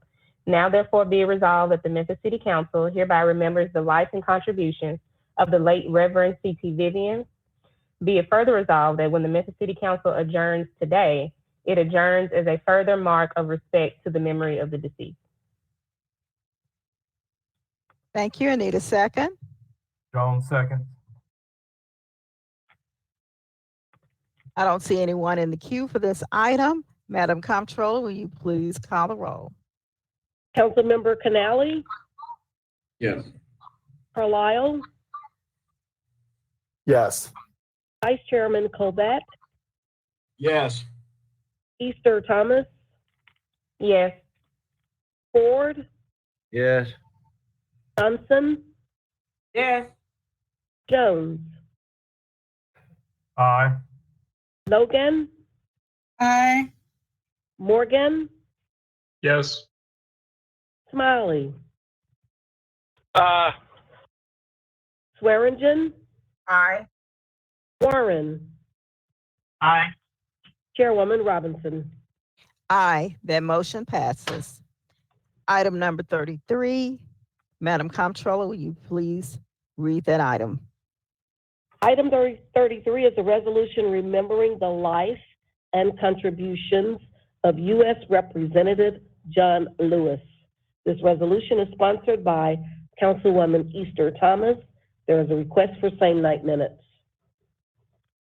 Councilwoman Easter Thomas. Thank you, Chairwoman. Whereas the Memphis City Council has heard with profound sorrow of the death of Honorable John Lewis, a United States representative from the state of Georgia, and the council has seen fit to recognize the Herculean acts of citizens who have put their lives on the line to better society.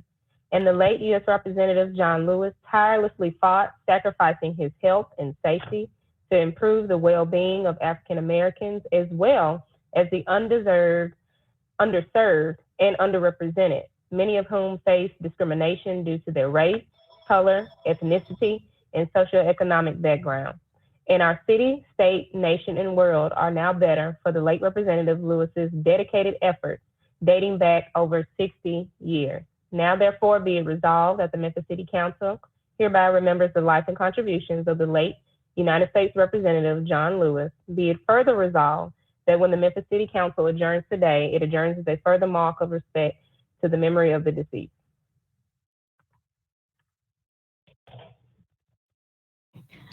Thank you for moving that item. Councilwoman Easter Thomas, I need a second. Second Johnson. Okay.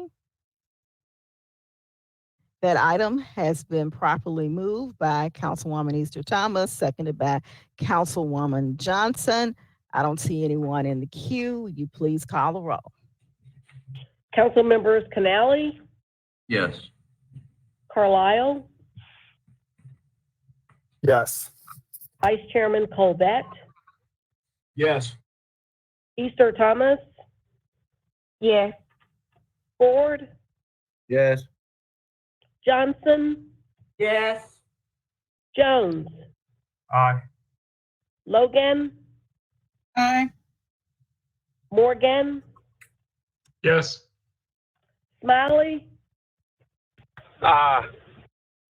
Swearingen, Aye.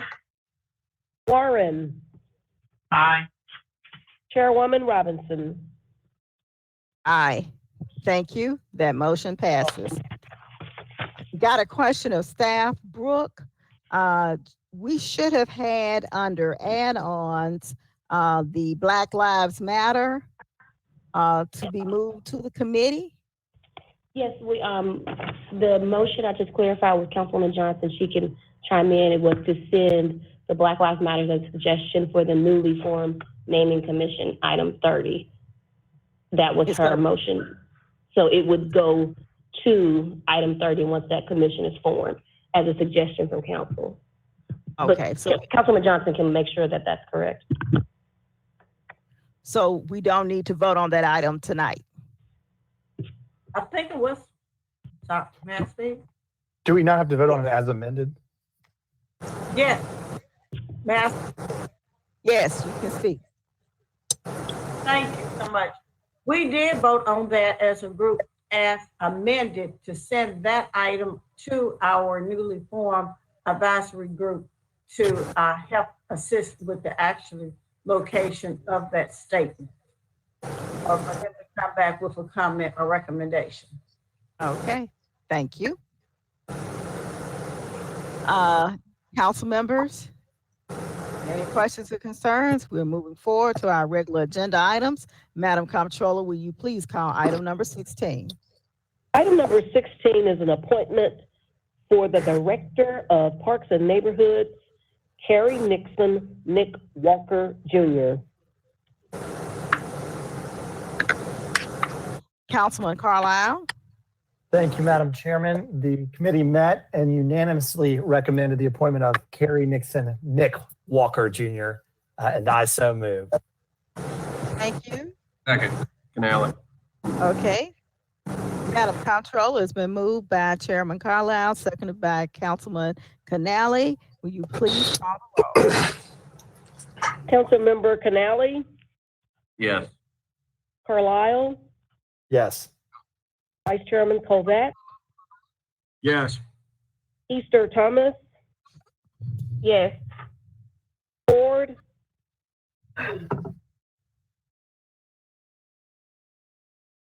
Johnson, Yes. Jones, Aye. Logan, Aye.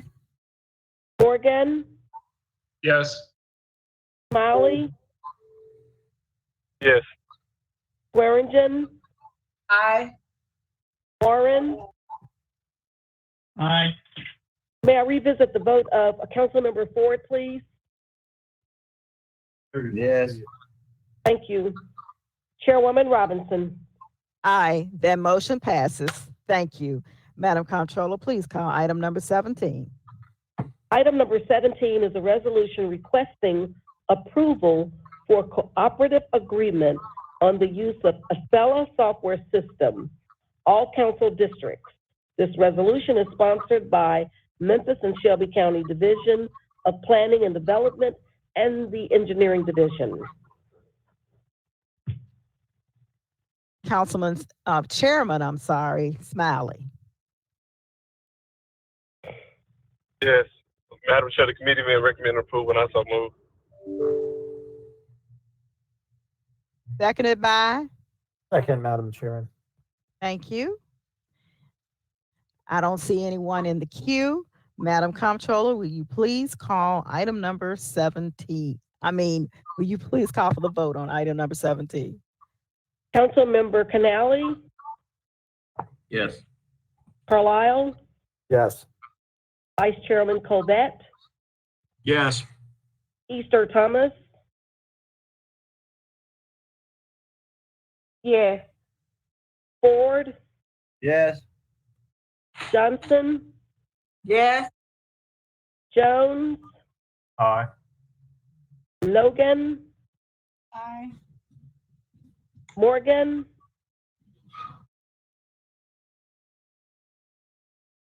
Smiley, Aye. Swearingen, Aye. Warren, Aye. Chairwoman Robinson. Aye. That motion passes. Madam Comptroller, will you please call item number 18? Item number 18 is a resolution appropriating $4 million in CIP FY21 funds by GEO bonds for project number FS02029, new contract construction for Fire Station number 5. This is in District 7, Super District 8, and this resolution is sponsored by Fire Services. Chairwoman Swearingen. Thank you, Madam Chair. This item received a favorable recommendation, and I so move. Thank you. Thank you. I don't see anyone in the queue. Madam Comptroller, this item has been moved by Chairwoman Swearingen, seconded by Councilman Warren. Please call the roll. Councilmember Canali, Yes. Carlisle, Yes. Vice Chairman Colbert, Yes. Easter Thomas, Yes. Ford, Yes. Johnson, Yes. Jones, Aye. Logan, Aye. Morgan, Yes. Smiley, Yes. Swearingen, Aye. Warren, Aye. Chairwoman Robinson. Aye. That motion passes. Madam Comptroller, will you please call item number 19? Item number 19 is a resolution appropriating $555,625 in GEO bonds for project number FS04014, Firefighting Turnouts, Fire Protective Ensemble. All council districts are involved. This resolution is sponsored by Fire Services. Thank you. Chairwoman Swearingen. This item received a recommendation of approval, and I so move. Thank you. Thank you, Dr. Warren. This item has been moved by Chairwoman Swearingen, seconded by Councilman Warren. I don't see anyone in the queue. Madam Comptroller, please call the roll. Councilmember Canali, Yes. Carlisle, Yes. Colbert, Easter Thomas, Yes. Ford, Yes. Johnson, Yes. Jones, Aye. Logan, Aye. Morgan, Yes. Smiley, Aye. Swearingen, Aye. Warren,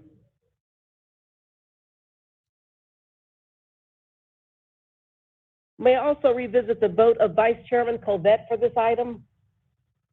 Yes. Sorry. Thank you. Councilmember Warren? Aye. Thank you. Chairwoman Robinson?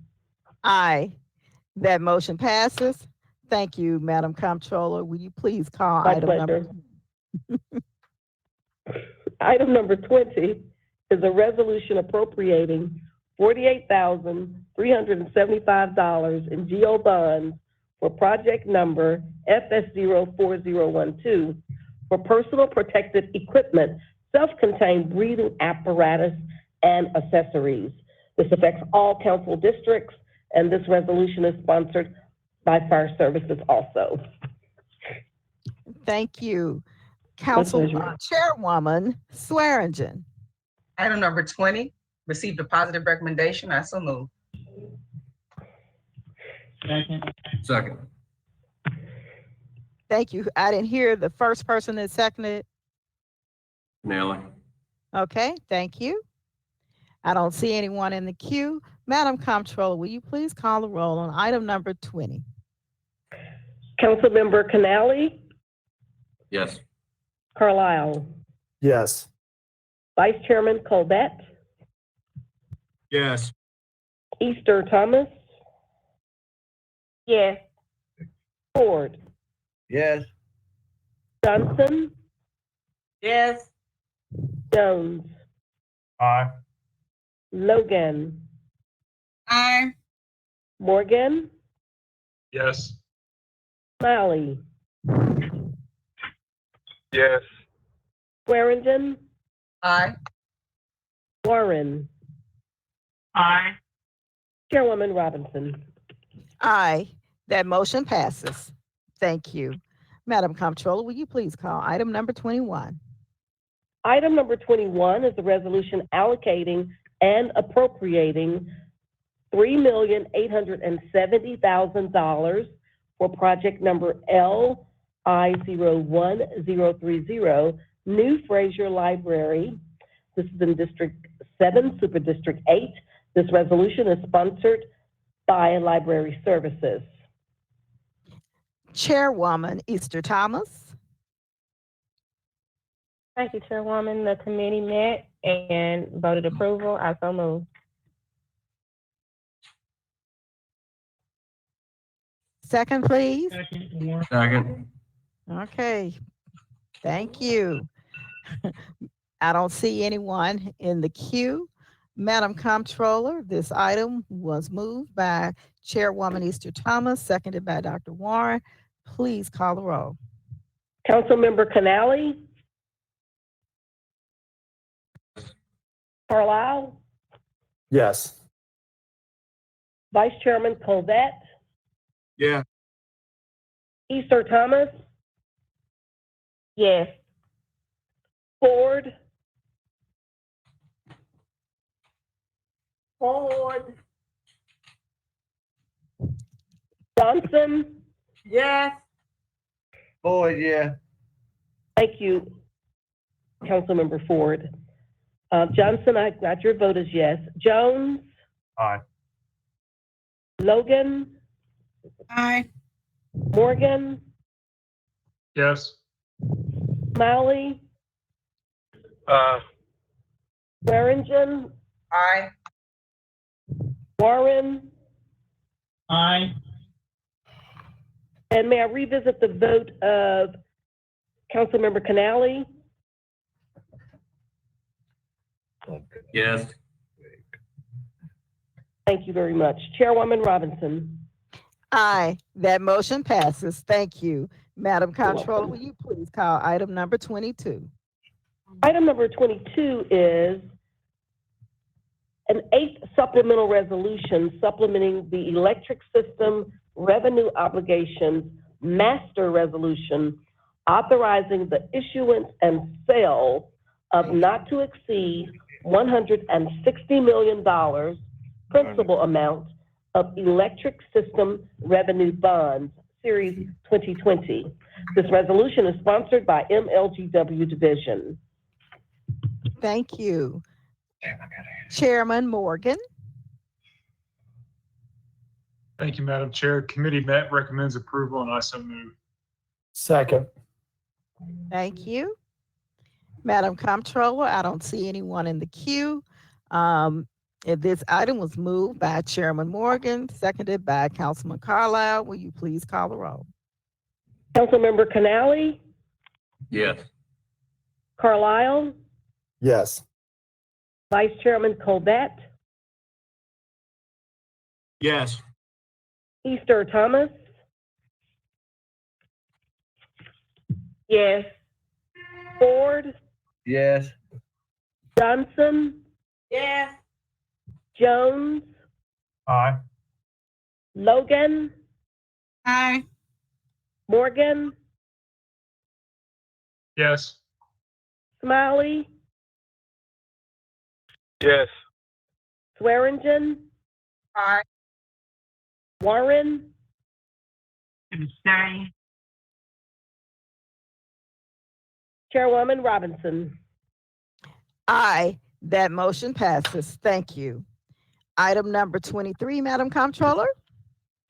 Item number 23 is the 9th supplemental resolution supplementing the electric system revenue obligations master resolution, authorizing the issuance and sale of not to exceed $53 million in principal amount of electric system revenue refunding bonds. That's Series 2020, federally taxable. This resolution is sponsored by MLGW Division. Thank you, Madam Comptroller. Chairman Morgan. Thank you, Madam Chair. Committee met, recommends approval, and I so move. And I also see that Mr. Wade is looking to speak on this item. Okay, Second, Madam Chairman. thank you. Councilman Carlisle. I recognize Attorney Alan Wade. Good afternoon, Madam Chairman. Unlike the other three issues, this is a plan of refunding, and it has some different requirements under state law. On Friday, I supplied each of you with a letter and report from the Tennessee Comptroller on the plan of refunding, and also a report and approval of the what's called a balloon plan of refunding. I wanted to make sure everyone received it and has reviewed it prior to this meeting. That's one of the requirements under the state law. And just to give you some background, these bonds will refund the Series 2014 bonds, some or all of the $42,900,000 that are outstanding. It will produce savings of approximately $1.7 million or 4.11%.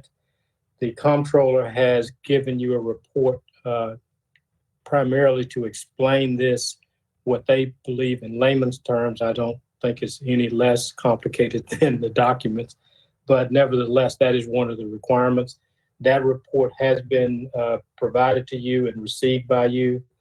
The other document is a balloon plan of funding, and that's somewhat misleading. This is really not a balloon plan, but in this case, because the bonds that are being refunded won't mature until 2025, it is not intended that any payments will be made from this bond issue to retire those bonds until 2025. So therefore, it is considered to be a balloon financing.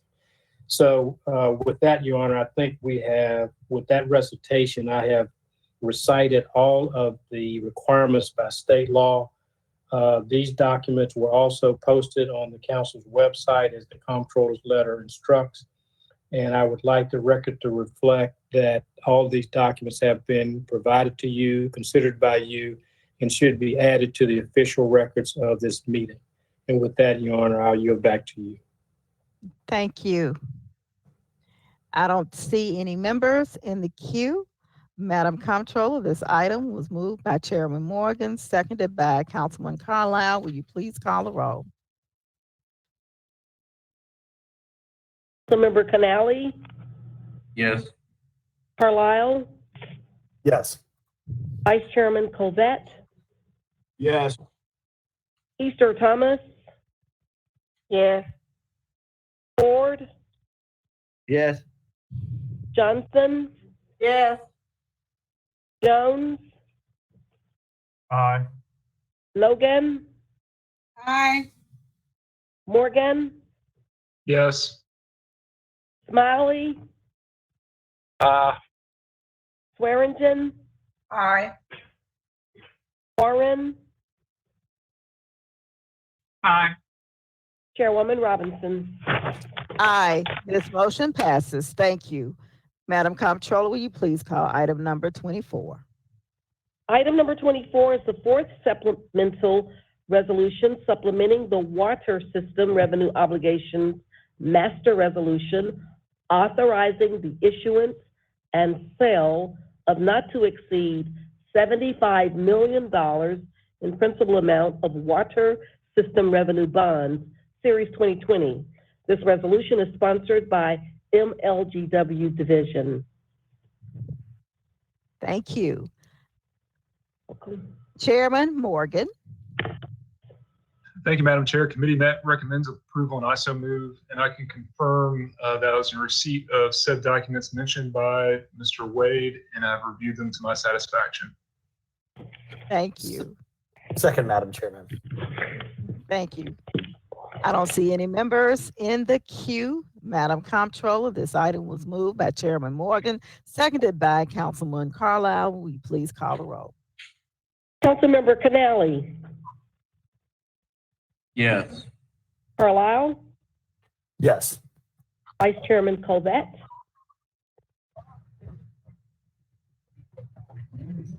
Easter Thomas. Yes. Ford. Yes. Johnson. Yes. Jones. Aye. Logan. Aye. Morgan. Yes. Smiley.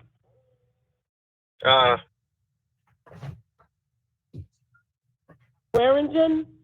Aye. Warren. Aye.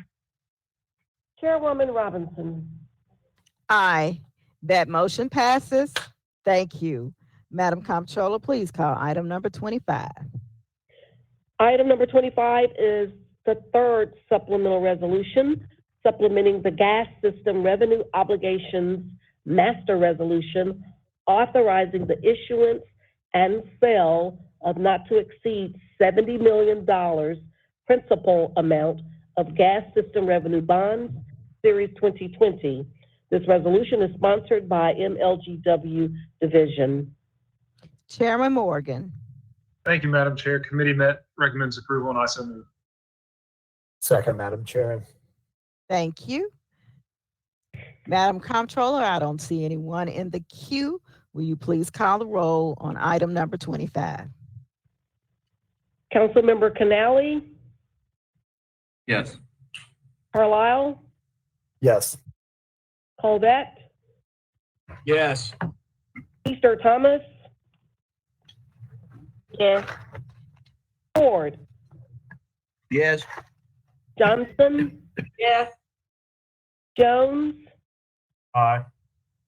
Logan. Aye. Morgan. Yes. Smiley. Swearingen. Aye. Warren.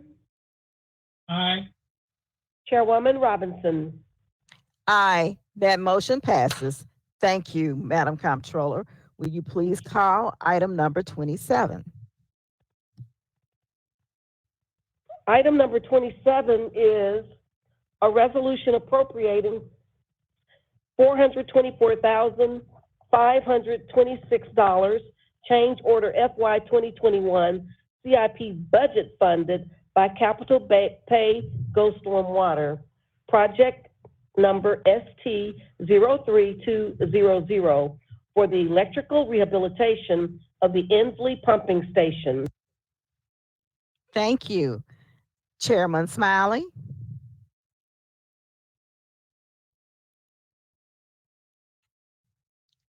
Chairman Smiley.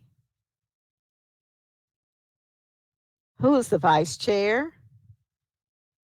I think that's me, Madam Chairman. Committee met recommends approval and I so move. Thank you. Need a second? Second. Thank you. This item has been moved by Councilman Colvett or Vice Chairman Colvett and seconded by Councilman Warren. I don't see anyone in the queue. Madam Comptroller, please call the roll on item number 27.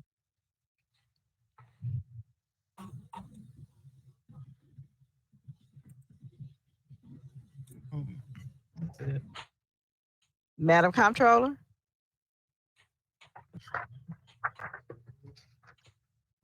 Did we lose Madam Comptroller? Something says sound went out. Okay. So close. Can anyone hear me? We can now. Can, Yay. They say they're calling back in now, Madam Chair. Okay. Chairwoman Robinson, Yes. can you hear us now? Yes, I can hear you. Will you please call Okay, item number 27? Chairwoman Robinson, can you repeat one more time what you just said? Okay. Item number 27 was moved by Councilman Covett, seconded by Councilman Warren. Thank you. There's no one in the queue. Will you please call the roll on item number 27? Councilmember Canali, Yes. Carlisle, Yes. Vice Chairman Covett, Yes. Easter Thomas, Yes. Ford, Yes. Johnson, Yes. Jones,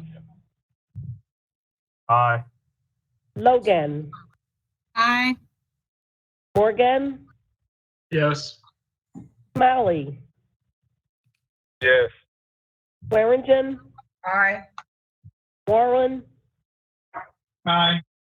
Chairwoman Robinson. Aye, that motion passes. Will you please call item number 26? Item number 26 is a resolution requesting the administration to re-implement COACT units as an addition to community policing programs of the Memphis Police Department. This resolution is sponsored by Councilwoman Swearingen. Thank you. Councilwoman Swearingen.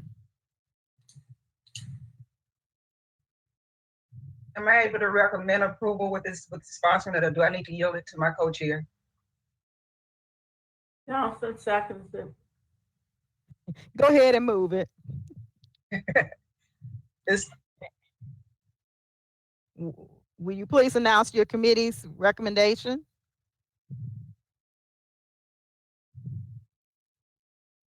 You're still You're on muted. mute, Chairwoman Swearingen. You're on mute. the committee recommends to reenact the COAC program units within the program to begin January 2021. Second by Johnson. I'm sorry. Thank you. Madam Comptroller, I have one person in the queue. That's Councilman Worth Morgan. Thank you, Madam Chair. I just wanted to thank Councilman Swearingen for bringing this forward. I think up and down, this is a good idea. I think it has potential to make an impact. Director Rollins says it's a good idea. The experts we heard from today say it's a good idea. And then most importantly, I think common sense says it's a good idea. We have, I think, limited resources within the police department, and number one of those being personnel. And we're going to have to try to find a way to make this work because it's something that needs to be done and implemented. And I do appreciate ideas like this being put forward that we can discuss, debate, and hopefully get rolling out sometime next year, as long as we put the resources and the people in place to get the job done. So hats off to you, Councilman Swearingen, and anybody else that was involved in bringing this forward. Thank you. Thank you very kindly. And I'd like to add, I hope we can get a committee together where we can possibly recruit some social workers and counselors to assist in relieving the police with a lot of the mental health issues that they're having to undergo, as well as giving the PSTs a few more responsibilities to free them up a bit more. But that's something that I certainly would like for us to collectively look into. Chairwoman Swearingen, will you please contact Chairwoman Logan and you all work together on that, please? I would be happy to. Thank you. Madam Comptroller, that item was moved by Councilwoman Swearingen, seconded by Councilwoman Johnson. There's no one else in the queue. Please call the roll. Councilmember Canali, Yes. Carlisle, Yes. Vice Chairman Covett, Yes. Easter Thomas, Yes. Ford, Yes. Johnson, Yes. Jones, Aye. Logan, Aye. Morgan, Yes. Smiley, Yes. Swearingen, Aye. Warren, Aye. Chairwoman Robinson. Aye, that motion passes. Thank you. Vice Chairman Covette, will you please call the same night minutes? Thank you, Madam Chairman. Colleagues, we have same night minutes for items 28, 29, 30, 31, 32, and 33. I find them to be in order and move their adoption. Second. Second. Thank you. Was that Carlisle? Madam Comptroller, ma'am. moved by Vice Chairman Covette, seconded by Councilman Carlisle. I don't see anyone in the queue. Will you please call the roll? Councilmember Canali, Yes. Carlisle, Yes. Vice Chairman Colbert, Yes. Easter Thomas, 6:30. Yes. Ford, Yes. Johnson, Yes. Jones, Aye. Logan, Aye. Morgan, Yes. Smiley, Swearingen, Aye. Warren, Aye. Chairwoman Robinson. Aye, that motion passes. Our Vice Chairman Covette, do we have any public comment cards? Yes, ma'am, we do. We have one. This one is from Alton R. Williams of 440 Bray Station, Collierville 38017. To Memphis City Council, my reasons for opposing the renaming of Poplar to BLM. My reasons for the renaming. 1, BLM leadership claims to be a Marxist, communist, socialist organization that will remove the freedoms of every American. 2, BLM protesters are harassing and threatening churches. 3, BLM are removing statues of Jesus and Mother Mary and calling for the removal of all Christian symbols. 4, BLM seeks to demolish the traditional nuclear family with husband-father at the helm. They want to remove the black man as the head of the home. 5, BLM opposes the biological gender distinctions of male and female called cisgender, meaning that we no longer view ourselves as male or female. This means an attack against heterosexuality. 6, BLM advocates removing property owned by whites to be given to black people. 7, BLM supports defunding the police, which will remove protection from the citizenry, especially African-American communities. 8, BLM promotes anarchy, rioting, violence, and lawlessness, which has also hurt black business. 9, BLM primarily promotes today's LGBTQ agenda using black people. 10, BLM wants to release all African Americans from prison regardless of guilt or innocence. 11, BLM is harassing all who disagree or oppose their agenda through persecution, threats, loss of jobs, property damage, and even bodily harm. They want to silence and stop First Amendment rights. Alternative to street naming. A name carries identity. Whenever we think of a person's name, we think about their identity, who they are and what they did.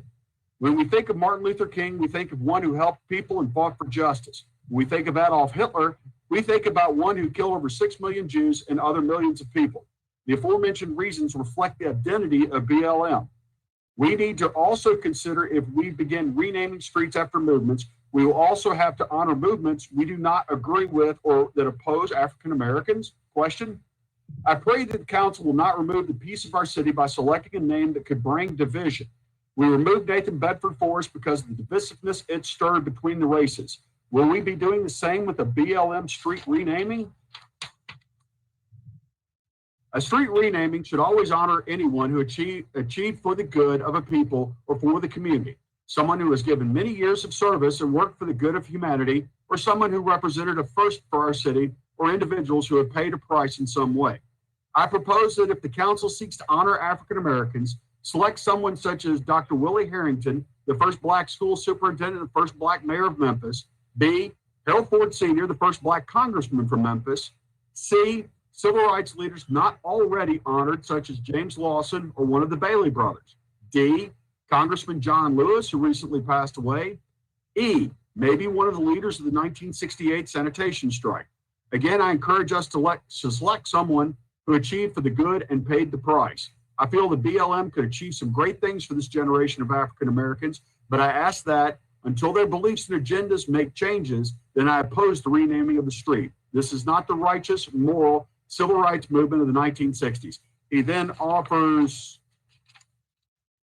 11 documented points that I'm sure will enter into the record. Madam Chairman, that concludes all the letters I have. I move to adjourn.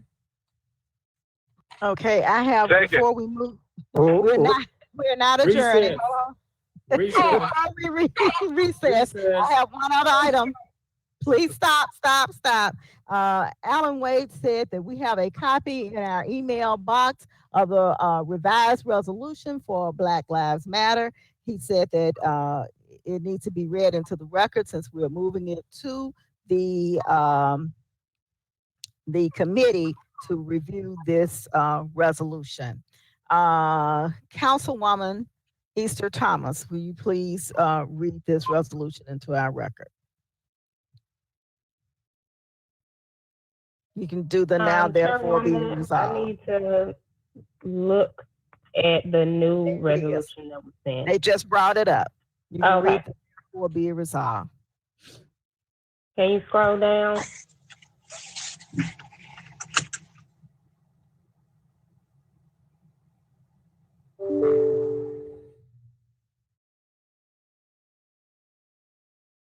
Okay, now, therefore be it resolved. Stand by. We're going to put the right one on the screen. Please stand by. Okay.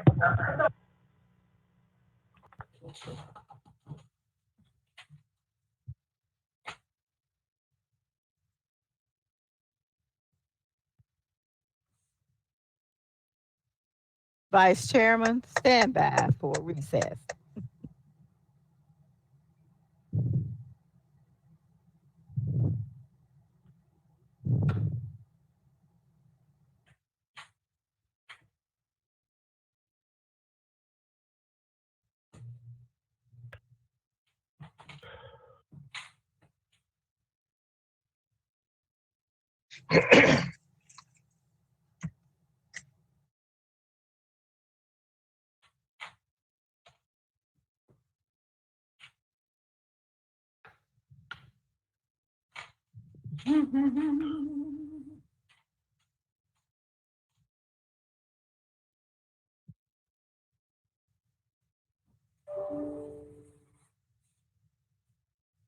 So when can we all start meeting back up at City Hall so Pastor's wife could bring us that, what was it, the sweet potato pie she does? Sweet potato pie. She can just bring it to you, Frank. I got no problem with that. Attorney Wade said he's not trying to go back into the office. No. No. Although this is very painful sometimes. Yeah, but let's be safe. Yeah, because I've had about 12 corona cases. Well, I hope you don't get mad. Man, Keep him over there. I keep trying to tell people the numbers that they count, just triple them a little bit, and hey, you got the right numbers.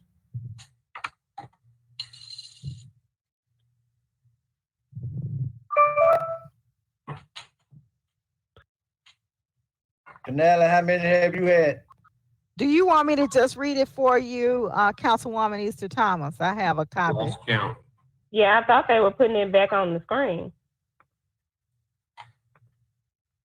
Okay, I'll just move This is forward. what Brooke just sent in the email at 6:10. Yes. It looks like the same thing though. Okay. It says the same thing on now therefore be it resolved at the email sent at 6:10 p.m. Chairwoman, the staff can read it into the record if that would be. As amended. Okay.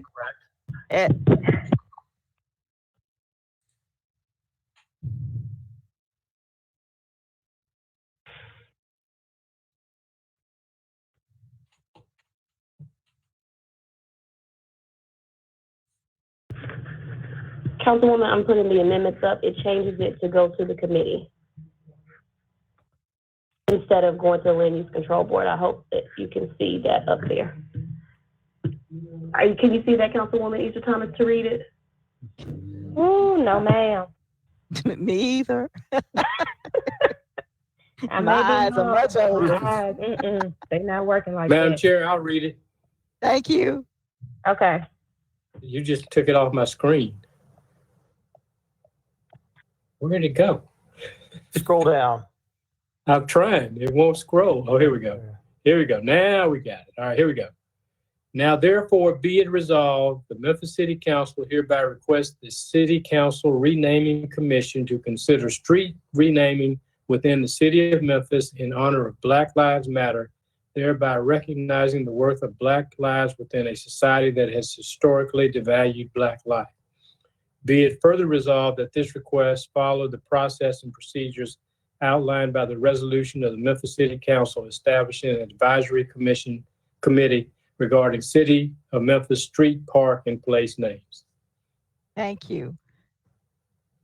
I need a motion. Councilwoman Easter Thomas.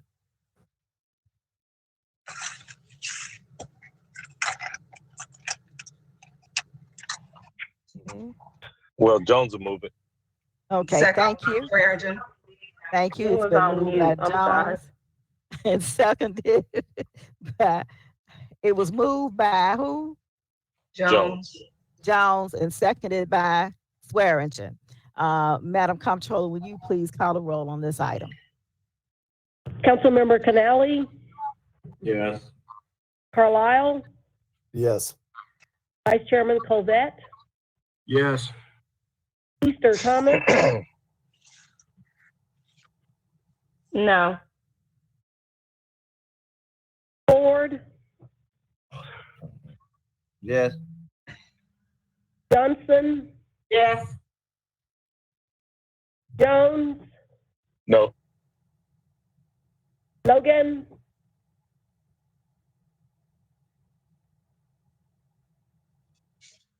No. Morgan, Yes. Smalley, No, ma'am. Swearingen, No. Warren, Yes. Chairwoman Robinson. Yes. What are those numbers?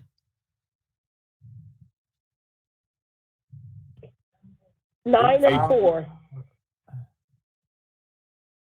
Thank you. Okay, thank you. That motion passes. Thank you.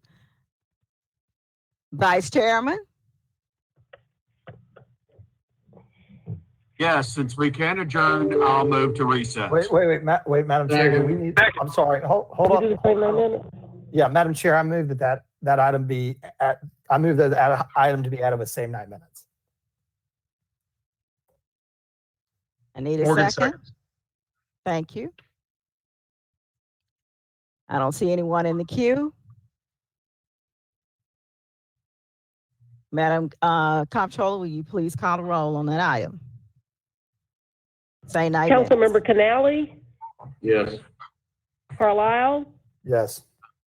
Vice Chairman Covette, Yes. Easter Thomas, No. Ford,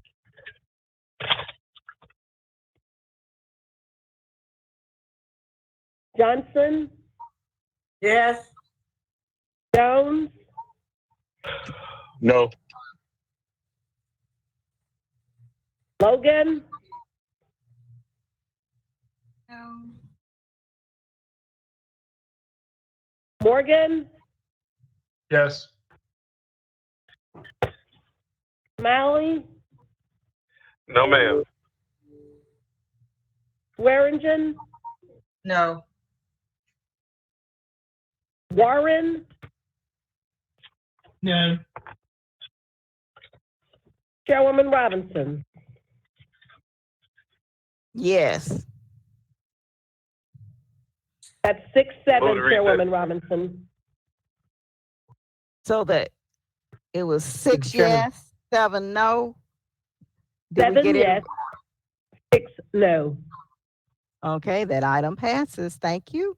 Move to My recess. pleasure. Thank you. Second, Second. this meeting is now recessed. I'll see you in 3 weeks. Bye. Have a good Thank you, evening. everybody. Have a good one. Good night, everybody. Good night.